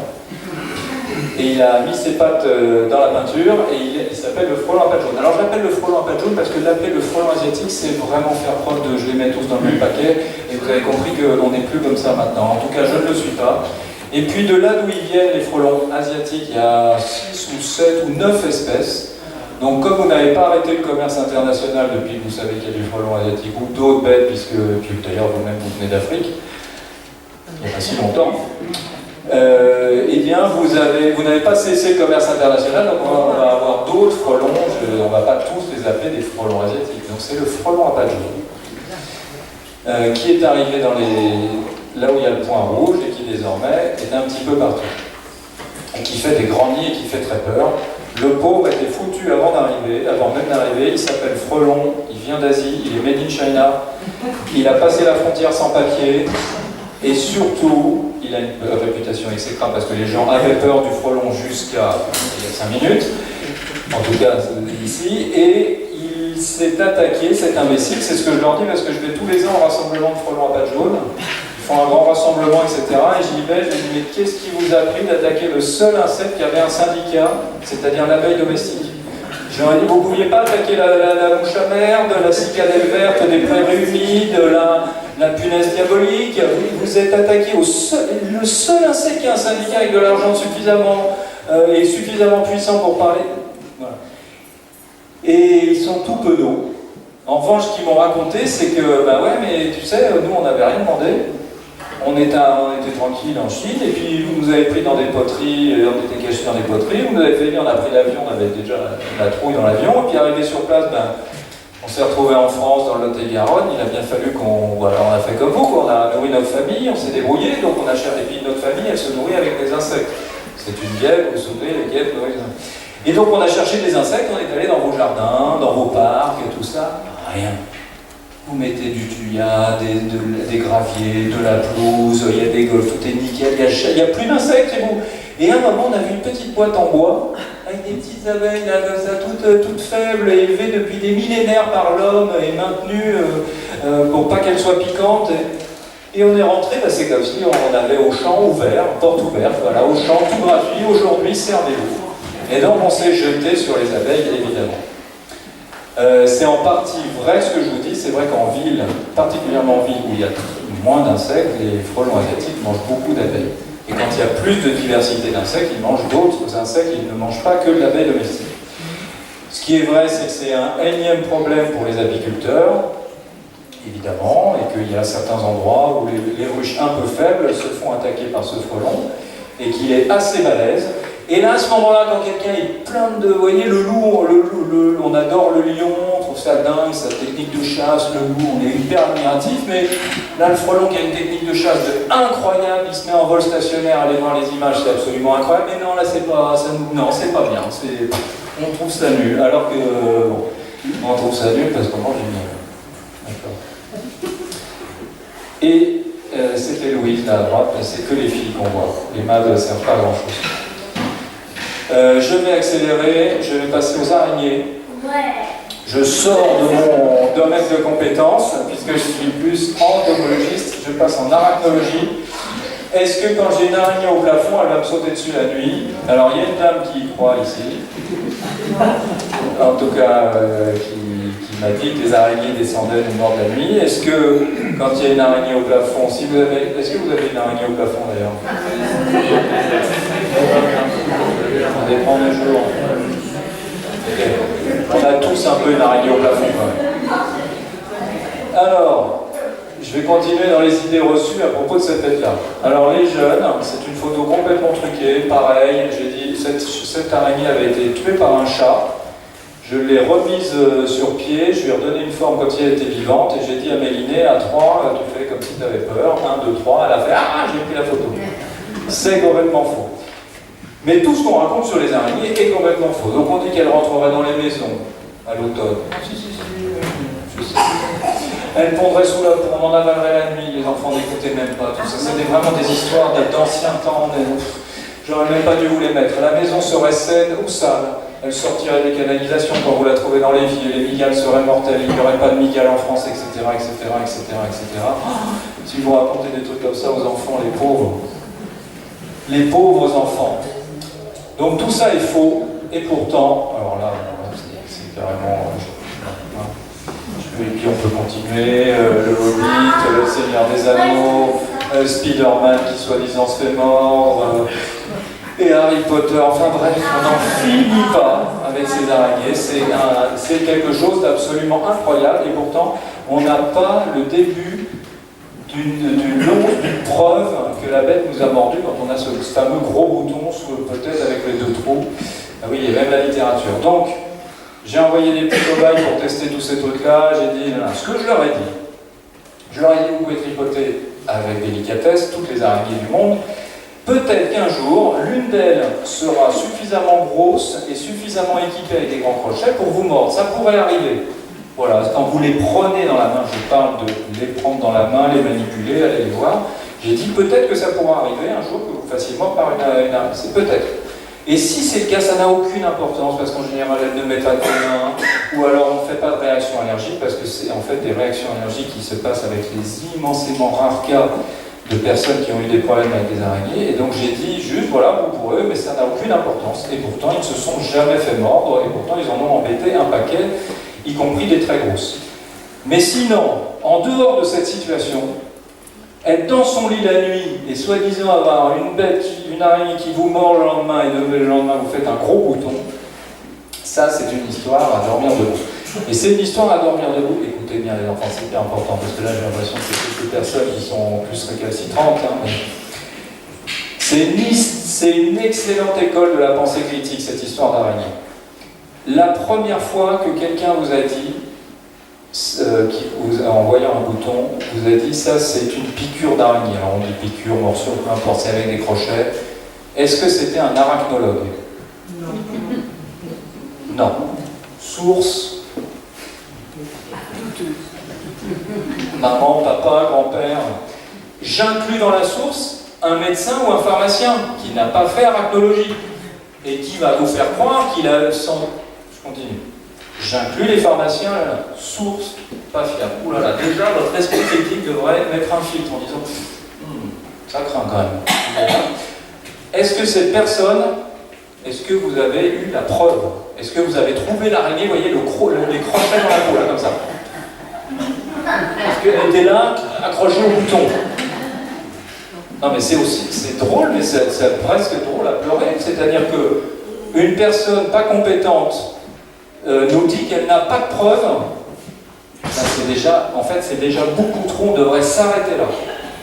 Et alors, si on creuse encore, cette personne incompétente qui n'a pas de preuve vous fait croire qu'une bête qui ne suce pas le sang, parce que les araignées ne sucent pas le sang, ce sont des prédateurs, est venue vous mordre la nuit comme ça gratuitement. Et si on va encore plus loin, est-ce qu'à votre avis, on est capable d'identifier des boutons tout seul? Est-ce que vous avez déjà vu un catalogue de boutons à la pharmacie? Rose pâle, 2 cm, rose pâle, telle bête. Est-ce que... Non, parce que madame, moi, on se fait piquer par un moustique à tel endroit par la même espèce, on ne va pas faire le même bouton, on n'aura pas la même chose. Et donc, il est impossible, quasiment impossible. Il y a quelques soupçons parfois, si vous avez plein de petits boutons rouges aux aisselles, par exemple. Ça peut être des puces. Vous voyez, il y a quand même des faisceaux bref, des indices, parfois. Mais un bouton tout seul, comme ça, au milieu de rien, personne ne peut dire c'est ça. Même s'il y a les deux, soi-disant les deux crochets, c'est en 9 fois sur 10. Et dans ce cas-là, votre esprit critique, les enfants, ça c'est hyper bon. Déjà, vous avez mis tous vos filtres, la preuve est pas, il n'y a pas de preuve, la source est de 1. Et ensuite, vous faites ce qu'on appelle le rasoir d'Occam. Je ne vais pas rentrer dans les détails, c'est-à-dire que vous rasez tout ce qui est trop coûteux intellectuellement, qui demande trop de... Vous voyez, de penser qu'une araignée qui ne suce pas le sang est venue la nuit comme ça, m'a mordu, c'est trop coûteux. Et le moins coûteux, c'est qu'un vampire qui suce le sang est venu la nuit, c'est-à-dire que les vampires les plus communs, c'est les moustiques. Donc le truc le moins coûteux dans l'histoire, c'est que c'est un moustique qui vous a piqué. Vous utilisez le rasoir d'Occam, vous prenez la solution la moins coûteuse, et la moins coûteuse, c'est un moustique. Vous n'avez évidemment pas la preuve à 100%, mais en tout cas, le truc le moins coûteux, c'est le moustique. Et puis après, il y a d'autres petites bêtes qui sucent le sang, parfois, ça arrive, mais ce sont des vampires, parce que qui nous pique, alors je ne vais pas toutes vous les montrer, mais donc 9 fois sur 10, c'est évidemment un moustique. Et puis après, monsieur m'a parlé des simulis tout à l'heure, c'est cette petite-là. Après, il y a des phlébotomes ou des cératopogonidés, que vous connaissez bien, des sclérodermes, des punaises parfois entocoristes, la mouche charbonneuse, le thon, la puce, la houta, la tique, enfin bref. Là, vous me dites, je me suis fait piquer par l'une de ces bestioles, je vais commencer à vous écouter, parce que effectivement, ce sont des petits vampires qui viennent vous sucer le sang. Voilà pour les araignées, et là, j'aime bien l'idée reçue aussi qui fait penser, vous savez quand vous trouvez ça dans le salon, en automne, ou en août, ou en septembre, ou en octobre, vous savez, où ça, et que vous racontez que ça y est, les araignées sont rentrées dans la maison, ça vous parle ça? Hein, ça vous parle? Ah, ça y est, les araignées sont rentrées. Et donc d'imaginer que l'araignée, alors il y a quelques insectes qui rentrent, alors c'est pas un insecte, mais il y a quelques bestioles qui rentrent dans la maison, comme par exemple les coccinelles, ce que vous disiez tout à l'heure, ou quelques punaises qui cherchent une grotte. Et du coup, effectivement, quand elles rentrent dans la grotte, elles cherchent une grotte, mais comme il y fait chaud, elles n'arrivent pas à hiverner. Vous voyez, du coup, elles bougent, alors qu'elles aimeraient qu'il fasse froid. Mais c'est pas ce cas de figure l'araignée. Là, c'est un peu penser qu'elle s'est installée dans le jardin et elle se dit bon, cet hiver, j'irai dans ce grand truc là-bas, ça a l'air bien, pourvu qu'elle ouvre la fenêtre au bon moment, quoi, déjà. Et donc, c'est imaginer qu'elle attend derrière la fenêtre, vous voyez, elle grelotte en automne, et hop, vous ouvrez, et hop, elle se jette dans la maison, yes, ouf, je vais survivre cet hiver, pardon. En fait, encore une fois, c'est un problème de causalité et de corrélation. Vous confondez une cause avec une corrélation. C'est-à-dire que quand vous voyez cette grande araignée chez vous, piégé dans un truc ou derrière un meuble, comme c'est au moment où il fait froid, votre cerveau pense que c'est la cause. Et en fait, ni une ni deux, voilà, vous n'êtes pas du tout, vous savez vous. Alors, il y a un truc qui vous ennuie d'erreur, c'est que vous ne pouvez pas penser que ce truc-là était chez vous. C'est tellement gros, parce qu'en fait, elle était chez vous, il était chez vous. Mais c'est tellement gros que votre cerveau se dit non, moi je fais le ménage toute l'année, c'est nickel, j'ai acheté un Dyson, tout est absolument parfait chez moi, c'est pas possible qu'il y ait ce gros truc-là, je fais le ménage partout. Et bien pourtant si, puisque les araignées tégénaires, ces grosses araignées des maisons, se mettent au seul endroit où vous n'avez pas pensé passer l'aspirateur, où vous ne pouviez pas, ça peut être sous un vieux meuble, n'importe quoi, tous les recoins sont exploitables, parce qu'en fait, là, la raison de la présence de cette araignée, c'est que le mâle est mûr sexuellement. Et c'est à ce moment-là qu'il sort de sa toile et qu'il va chercher une fille, parce que là, il est obligé. Sinon, toute l'année, il était dans sa toile chez vous, dans son coin, et en août et en septembre, il est mûr sexuellement, et du coup, il va chercher une fille. Et c'est très facile de le voir, vous voyez, il a des espèces de petites boules. D'ailleurs, la prochaine fois, regardez de plus près. Alors là, c'est celle-là de plus près. Alors, manque de peau, la plus grande araignée des maisons, c'est la plus grande araignée de France, une des plus grandes araignées de France vit dans les maisons, c'est la tégénaire. Et en général, celui que vous allez croiser, c'est un garçon, et les garçons, on les reconnaît parce qu'ils ont deux espèces de petites boules à l'avant du corps. Vous voyez, si je vous remets cette photo, vous les voyez, là c'est un peu élargi. Petite boule, petite fesse, ça c'est un garçon. Typiquement, parce que, pardon, les filles ont plutôt grosses fesses, bon celle-là n'est pas très grosse, et des pédipalpes tout de la même taille. En fait, ça c'est les organes copulateurs du garçon, et vous verrez que 9 fois sur 10, en fait, ce que vous trouvez dans l'évier ou qui se balade, si vous le regardez bien, mais ça se voit tout de suite. Là, maintenant que je vous l'ai dit, vous saurez identifier un garçon d'une fille, c'est en général le garçon.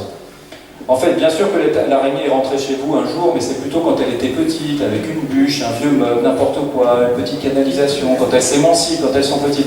Mais c'est pas quand elles sont adultes à ce moment-là, elle est chez vous. Alors dans ce cas-là, il y a deux cas de figure.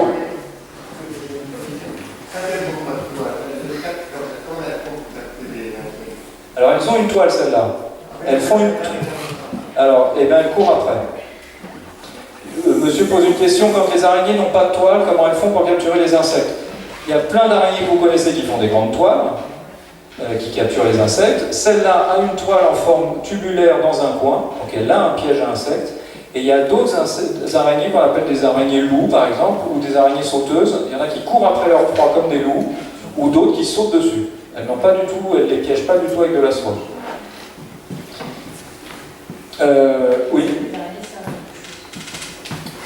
Alors, ça c'est une bonne question, et je conclurai là-dessus. Vous avez entendu, est-ce que les araignées servent à quelque chose? Est-ce que les araignées servent à quelque chose? Bah déjà, je viens de répondre. Qu'est-ce qu'elles font les araignées toute la journée?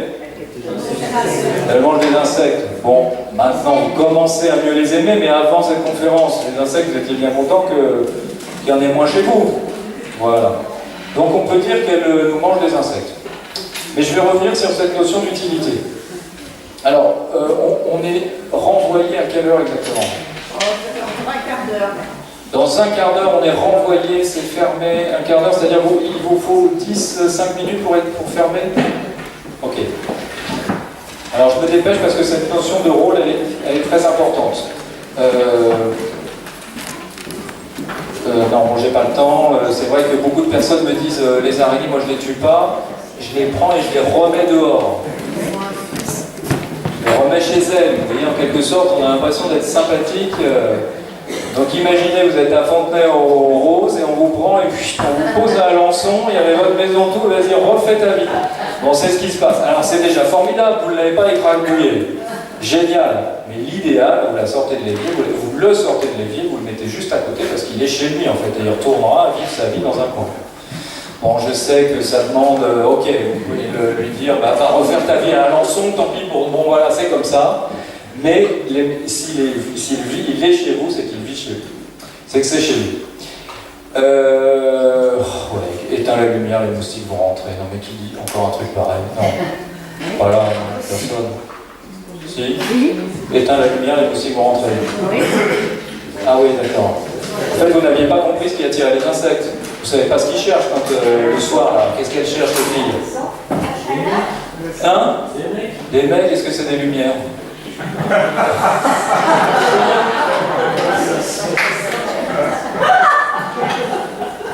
Ben, tout est dit. Qu'est-ce qui attire les filles? C'est ce truc-là? Est-ce que c'est une lumière, ce truc-là? Non mais vous les prenez vraiment pour des billes.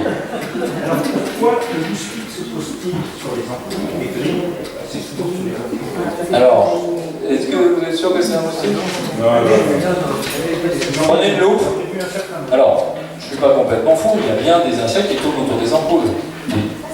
Mais ce ne sont pas les moustiques. Les moustiquettes, au moment où elles recherchent quelque chose, elles recherchent vous, elles recherchent du sang. Si elle était attirée par les lumières à chaque fois qu'elle restait comme ça, elle aurait été écartée de la sélection, on ne la trouverait plus. Elle n'existerait plus.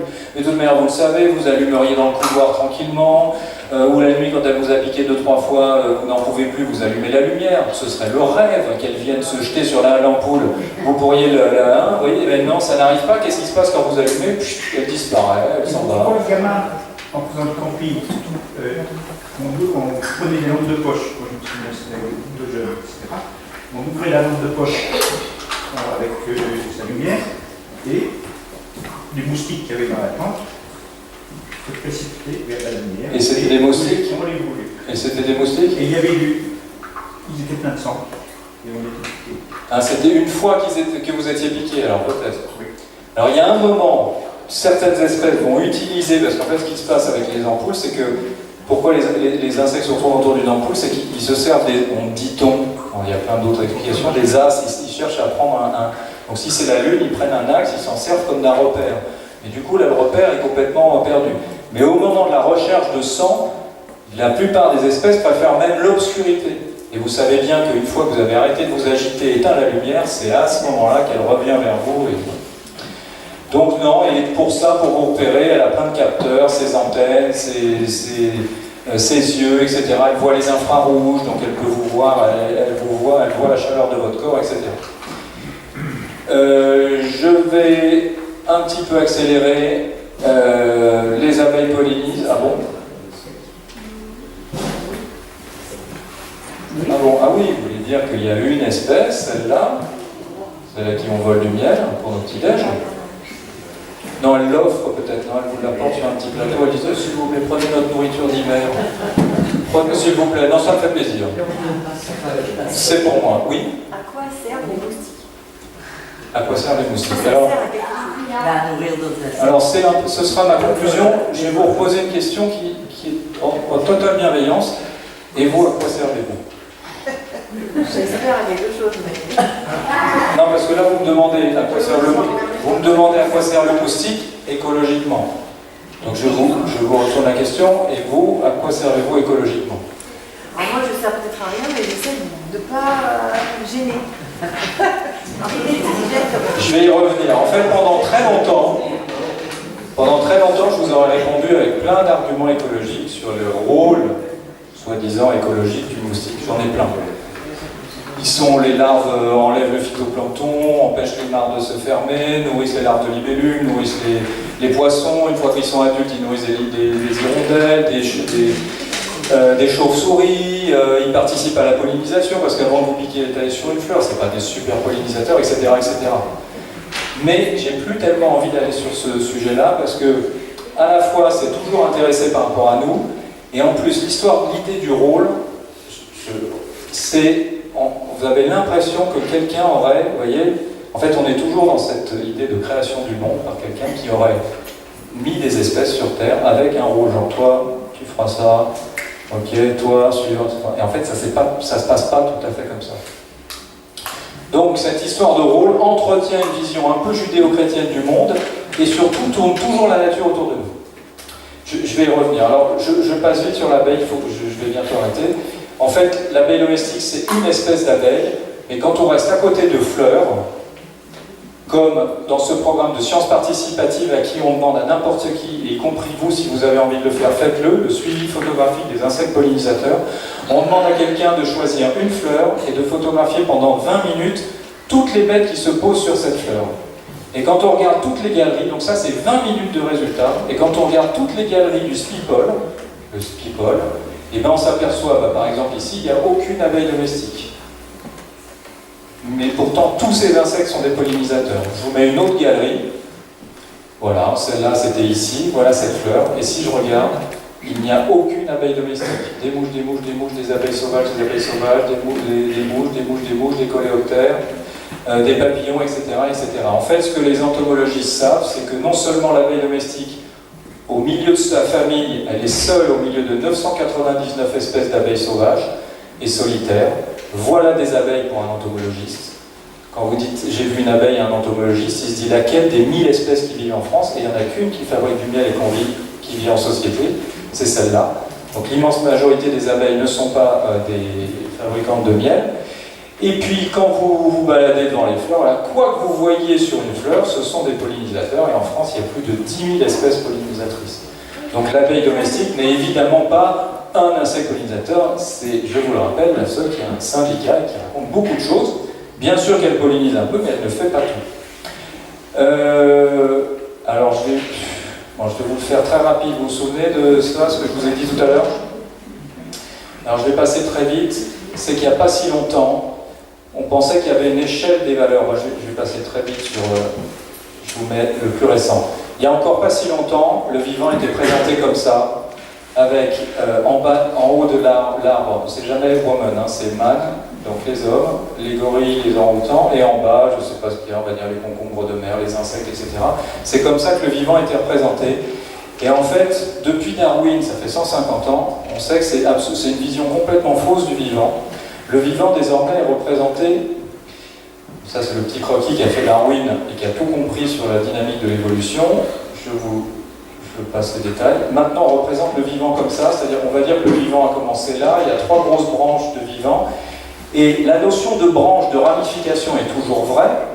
En revanche, ce qu'on voit ici, c'est que chaque branche arrive ici. Toutes arrivent au même niveau, il n'y en a aucune qui s'arrête, ou si elle s'est arrêtée, c'est une espèce qui est éteinte, qui n'existe plus. Vous voyez, il n'y a pas de sous-catégorie. Et donc si je vous le refais de façon un peu plus schématique, vous retrouvez ici les 3 grandes branches du vivant. On en aura peut-être 4 avec les virus, on ne sait pas trop. Et la mouche que vous avez vue, elle est là, et vous êtes là. Vous êtes autant évolué qu'une mouche. C'est-à-dire qu'il n'y a aucun animal sur Terre qui s'est arrêté d'évoluer. Tout le monde a évolué. On a tous un ancêtre commun qui a 3,8 ou 4 milliards d'années. Et tout le monde a évolué. On a évolué vers Homo sapiens, elle a évolué vers mouche domestique. Elle a son propre de la mouche domestique, nous avons notre propre de l'homme. Tout le monde, en fait, a son propre. Vous savez, vous entendez parfois cette histoire de propre de l'homme, etc. En fait, tous les animaux ont leur propriété. Tous. Il y a plein de trucs que la mouche ne sait faire que je ne sais pas faire, il y a plein de trucs que je sais faire que la mouche ne sait pas faire. En revanche, de dire le fait d'utiliser un ordinateur ou d'avoir un smartphone, c'est être plus intelligent et plus évolué, ça c'est vous qui le décidez, mais c'est vous entre vous. Ça n'a aucune valeur. Si on demande à une mouche c'est quoi une bête évoluée, elle ne va pas dire c'est utiliser un iPad, elle n'en a pas besoin. Vous voyez donc chacun son critère. Ce critère-là est très... Alors, il est important parce que culturellement il nous sert, etc., mais il n'a aucune valeur biologique. Ce sont des critères que vous avez décrétés, qui n'ont aucune valeur, sauf celle que vous, en tant qu'Homo sapiens, vous leur donnez. Mais si on demande à chaque animal c'est quoi l'intelligence pour toi, bon, il n'y en a aucun qui va répondre la même chose. Et ce qui me gêne toujours quand on entend l'intelligence animale, c'est qu'on a l'impression, en fait c'est toujours comparé, que dès qu'on emploie le mot intelligence, c'est nous. Et donc quand vous entendez que les animaux sont intelligents, c'est-à-dire qu'ils nous ressemblent, ils ne seront jamais nous. Ils ne seront jamais nous, ils n'auront jamais notre intelligence, comme on n'aura jamais l'intelligence d'un martinet noir. Jamais. Peut-être un jour. Et notre universel, voilà. Alors, et je terminerai là-dessus. Et madame, je reviens sur votre question. Et les insectes sont-ils utiles? Alors, je peux répondre avec des arguments écologiques. Ils recyclent les cadavres. Vous voyez, quand un cadavre de renard meurt, il y a des mouches qui viennent, leur bébé mange le cadavre, le fait disparaître. De la même façon que quand la crotte du renard tombe par terre, il y a des insectes qui vont manger la crotte du renard, elle disparaît. La crotte d'un chien, une bouse de vache, une crotte de nain. Les pollinisateurs, on se dit que dans un supermarché, s'il n'y avait pas les insectes pollinisateurs, voilà à quoi ressemblerait ce supermarché. Parce que en fait, une immense partie de ce que vous voyez là dans les fruits et légumes sont en fait des fruits. Vous savez que la tomate est un fruit, mais l'aubergine est un fruit, le concombre est un fruit, la courgette est un fruit, l'avocat est un fruit, etc. Donc, on imagine que sans tous les insectes pollinisateurs, ce serait comme ça. Donc, je peux toujours aller sur les rôles. Donc, voilà ce qui se passe. Une fleur de pommier, un insecte passe sur la fleur, la pollinise, paf, la fleur tombe enceinte et vous croquez ensuite dans une fleur qui est tombée enceinte, c'est-à-dire une pomme. Et s'il n'y a pas le passage de l'insecte sur la pomme, sur la fleur, elle ne se transforme pas en fruit. S'il n'y avait pas les insectes, vous n'auriez pas ces petites bêtes-là, vous les aimez bien, vous aimez bien les voir voler, surtout au moment où il y a les bébés, elles sont tout le temps en train de les nourrir avec des insectes. Les lézards, tous les lézards ne mangent que des insectes. Les batraciens aussi, bon, si vous n'aimez pas le crapaud, je vous mets une petite grenouille verte, mais en tout cas, ils ne mangent quasiment que des lissons prédateurs, des petites bêtes. Mais je préfère cette question, parce que là, vous seriez bien embêtés. En fait, on demande aux animaux non humains des rôles écologiques que nous-mêmes, évidemment, est-ce que vous pollinisez, est-ce que vous recyclez, est-ce que vous fertilisez la terre, est-ce que vous faites partie de la chaîne alimentaire? Non. Et donc juste, voilà, moi je pose la question, est-ce que vous êtes utile ou non? Et en fait, personne n'a la réponse ici, vous êtes utile à votre famille évidemment, à vos proches, mais écologiquement vous n'êtes pas utile, alors pourquoi est-on toujours encore et encore en train de demander aux animaux non humains d'être utiles écologiquement, ou d'une façon ou d'une autre, alors que nous, franchement, voilà. Et je vous laisserai sur cette petite citation d'un philosophe chinois. Les hommes connaissent tous l'utilité d'être utiles, mais aucun ne connaît l'utilité d'être inutile. Voilà, et je vous remercie de votre attention.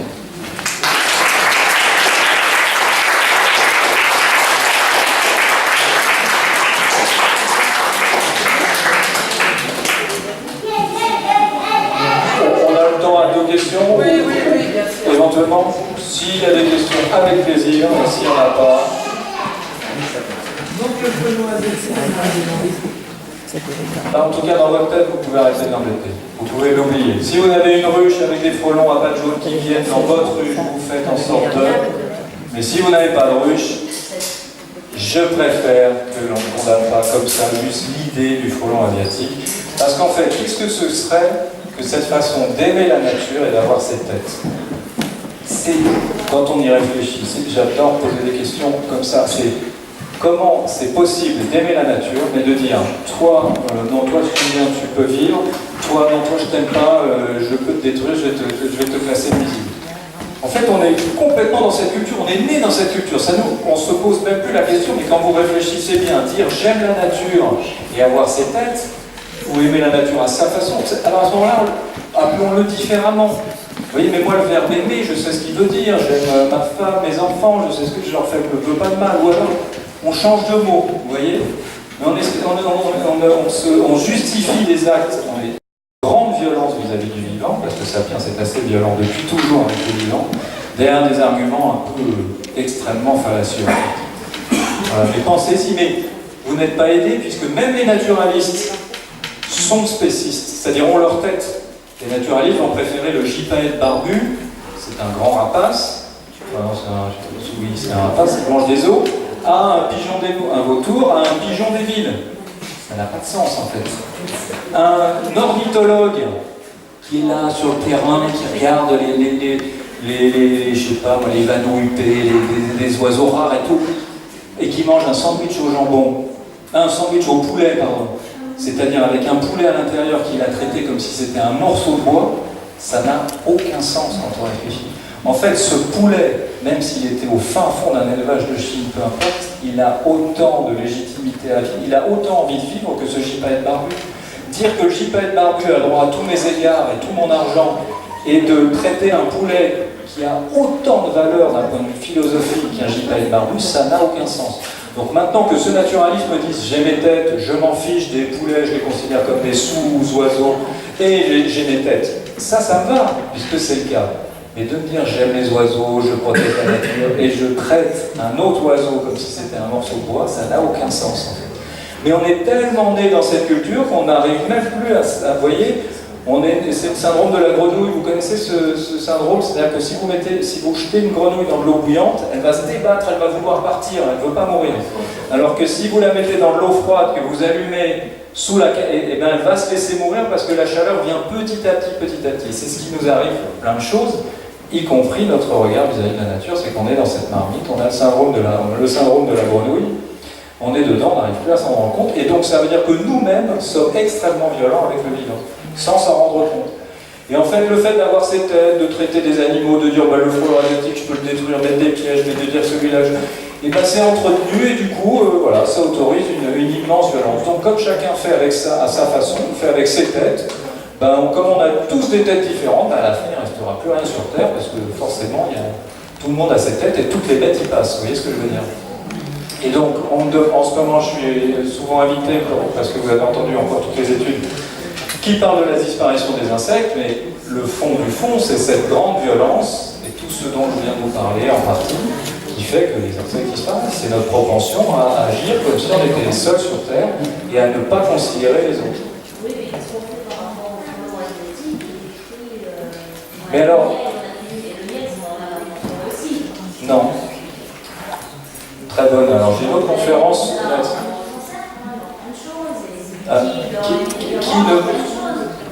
Qui ne mange pas de miel? Monsieur, vous voyez, bon, d'ailleurs tout le monde mange du miel ici. Et ces deux personnes ne mangeront jamais de miel et ça ne changera rien à leur vie. Le miel n'est pas utile. En revanche, il y a un lobby des personnes que ça intéresse et qui ont fini par nous faire croire que c'était quelque chose de très important. Mais c'était important quand on n'avait pas de source de sucre, éventuellement ça nous apportait du sucre avant. C'est comme ça qu'on trouvait du sucre, c'est une âme. Plein d'autres animaux mangent ce sucre-là. Mais sinon, on n'est pas obligé. Maintenant, il y a d'autres sucres, on pourrait tout à fait arrêter. Et si on creuse, qu'est-ce que c'est qu'un apiculteur? À part un type qui exploite pour son petit besoin personnel ou ses euros, une autre espèce animale. Qu'est-ce que c'est d'autre que ça? Je ne suis pas du tout contre les apiculteurs, je veux juste qu'on se pose les bonnes questions. Et quand vous allez voir un apiculteur, et que vous le voyez, j'ai fait de l'apiculture, je vois bien quand on bouge les cadres et qu'on les referme, à un moment on tue des individus. C'est quasiment inéluctable, mais ça veut bien dire que c'est pas les abeilles qu'il aime, dont il est amoureux, c'est le concept abeille, et c'est un concept qui le sert lui, qui sert soit un petit hobby le dimanche, soit parce qu'il vend du miel.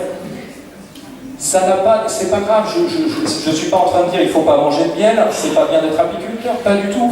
Je vous dis que même un apiculteur qui veut nous faire croire qu'il aime les abeilles, les insectes et la nature, pas du tout si vous creusez. C'est un type qui exploite une espèce animale pour son profit.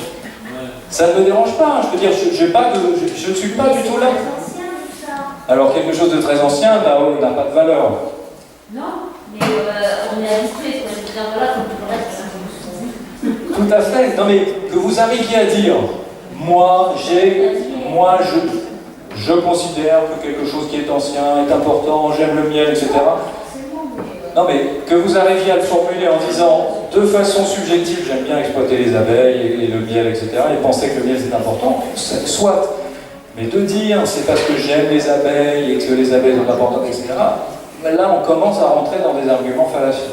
Mais c'est compliqué, hein. J'ai mis un temps fou à rendre compte de tout ça. J'ai moi-même, pour me déculturer, parce que je suis naturaliste au départ, j'avais évidemment mes têtes.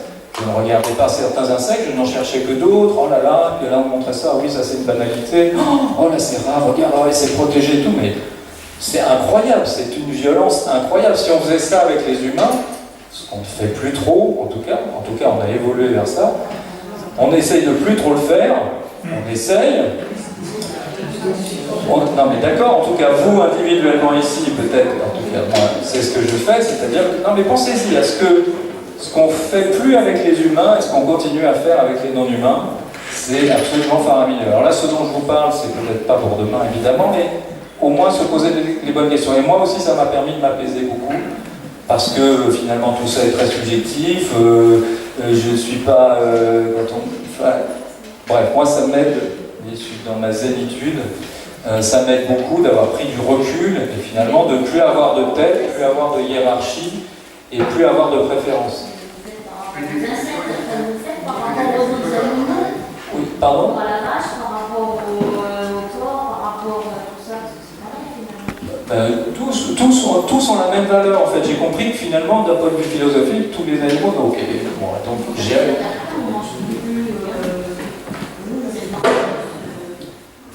Vous faites ce que vous voulez, vous faites ce que vous voulez. Ben, moi, j'ai arrêté de manger de la viande depuis bien longtemps et du poisson, évidemment. Il y a plein de choses que je ne fais plus, évidemment, mais je ne pourrai jamais être parfait. Je ne pourrai jamais être parfait, bien sûr, mais... Et que vous promenez en forêt? Est-ce que vous imaginez le nombre de bêtes que vous détruisez en marchant dans la forêt? Mais j'ai pas dit qu'il fallait pas tuer les bêtes en marchant en forêt.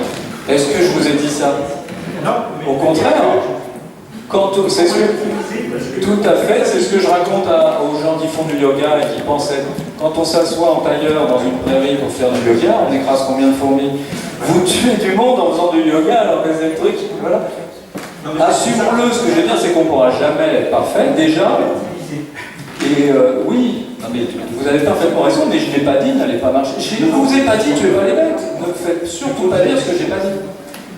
Posez-vous des questions, ayez de la pensée critique, c'est surtout ça que je vous invite à avoir. C'était ça le message principal.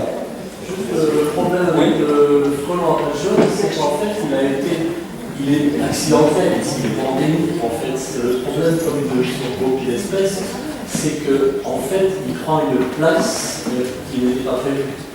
Il faut que la nature s'habitue. En fait, elle n'a pas les réponses. Au début, elle n'a pas les réponses. Et maintenant qu'il est là, on fait quoi? Pardon? Maintenant qu'il est là, on fait quoi? Ah non, mais maintenant qu'il est là, la nature va repentir. Alors, ce qui est drôle, oui, de toute manière, on raisonne toujours à court terme. Et dans très peu de temps, le frelon aura peut-être soit disparu, soit sera complètement intégré. Et ce qui est drôle, et je vous invite à réfléchir là-dessus, c'est que le frelon à pattes jaunes, il a pris l'avion d'un grand singe contre son gré. Il a pris l'avion d'un grand singe qui est 100% naturel. Je suis 100% naturel, je ne viens pas de Mars. Il a pris l'avion d'un grand singe et lui, il est stigmatisé. L'autre frelon d'Europe, c'est ça qui est drôle, c'est qu'il est originaire d'Asie, il habite là-bas aussi. Il a une aire de répartition énorme, mais il est venu avec ses petites ailes, longtemps. Et là, lui, ah là d'accord. Ah oui, là d'accord. Tu prends l'avion d'un grand singe 100% naturel. Réfléchissez à ça. Ce que je n'ai pas dit, c'est que si vous avez un problème de frelon asiatique avec une ruche, évidemment, vous voulez élever des ruches, vous allez essayer de trouver des moyens. Mais c'est le fait de les condamner tous et de, par exemple, faire une grande campagne de piégeage et que les apiculteurs invitent à piéger tous les frelons asiatiques, alors que dans les pièges, ça tue plein d'autres bestioles, par exemple. On fait beaucoup de bêtises quand on n'a pas beaucoup de pensée critique. Penser coûte physiquement. N'oubliez jamais ça, c'est dit en pensée critique, c'est que penser, ça fait utiliser le cerveau, et le cerveau, c'est comme si vous faisiez un joli, ça coûte énormément, mais vraiment. Et donc on a souvent cette convention à ne pas vouloir penser parce que c'est fatigant, vraiment fatigant. Et donc quand il y a un problème, quand vous avez des frelons patients, quoi que ce soit, c'est plus compliqué de penser que de prendre une solution un peu radicale. Voilà. Et le vivant vaut bien ça, surtout que tous les insectes sont en train de partir. Merci à vous. Merci.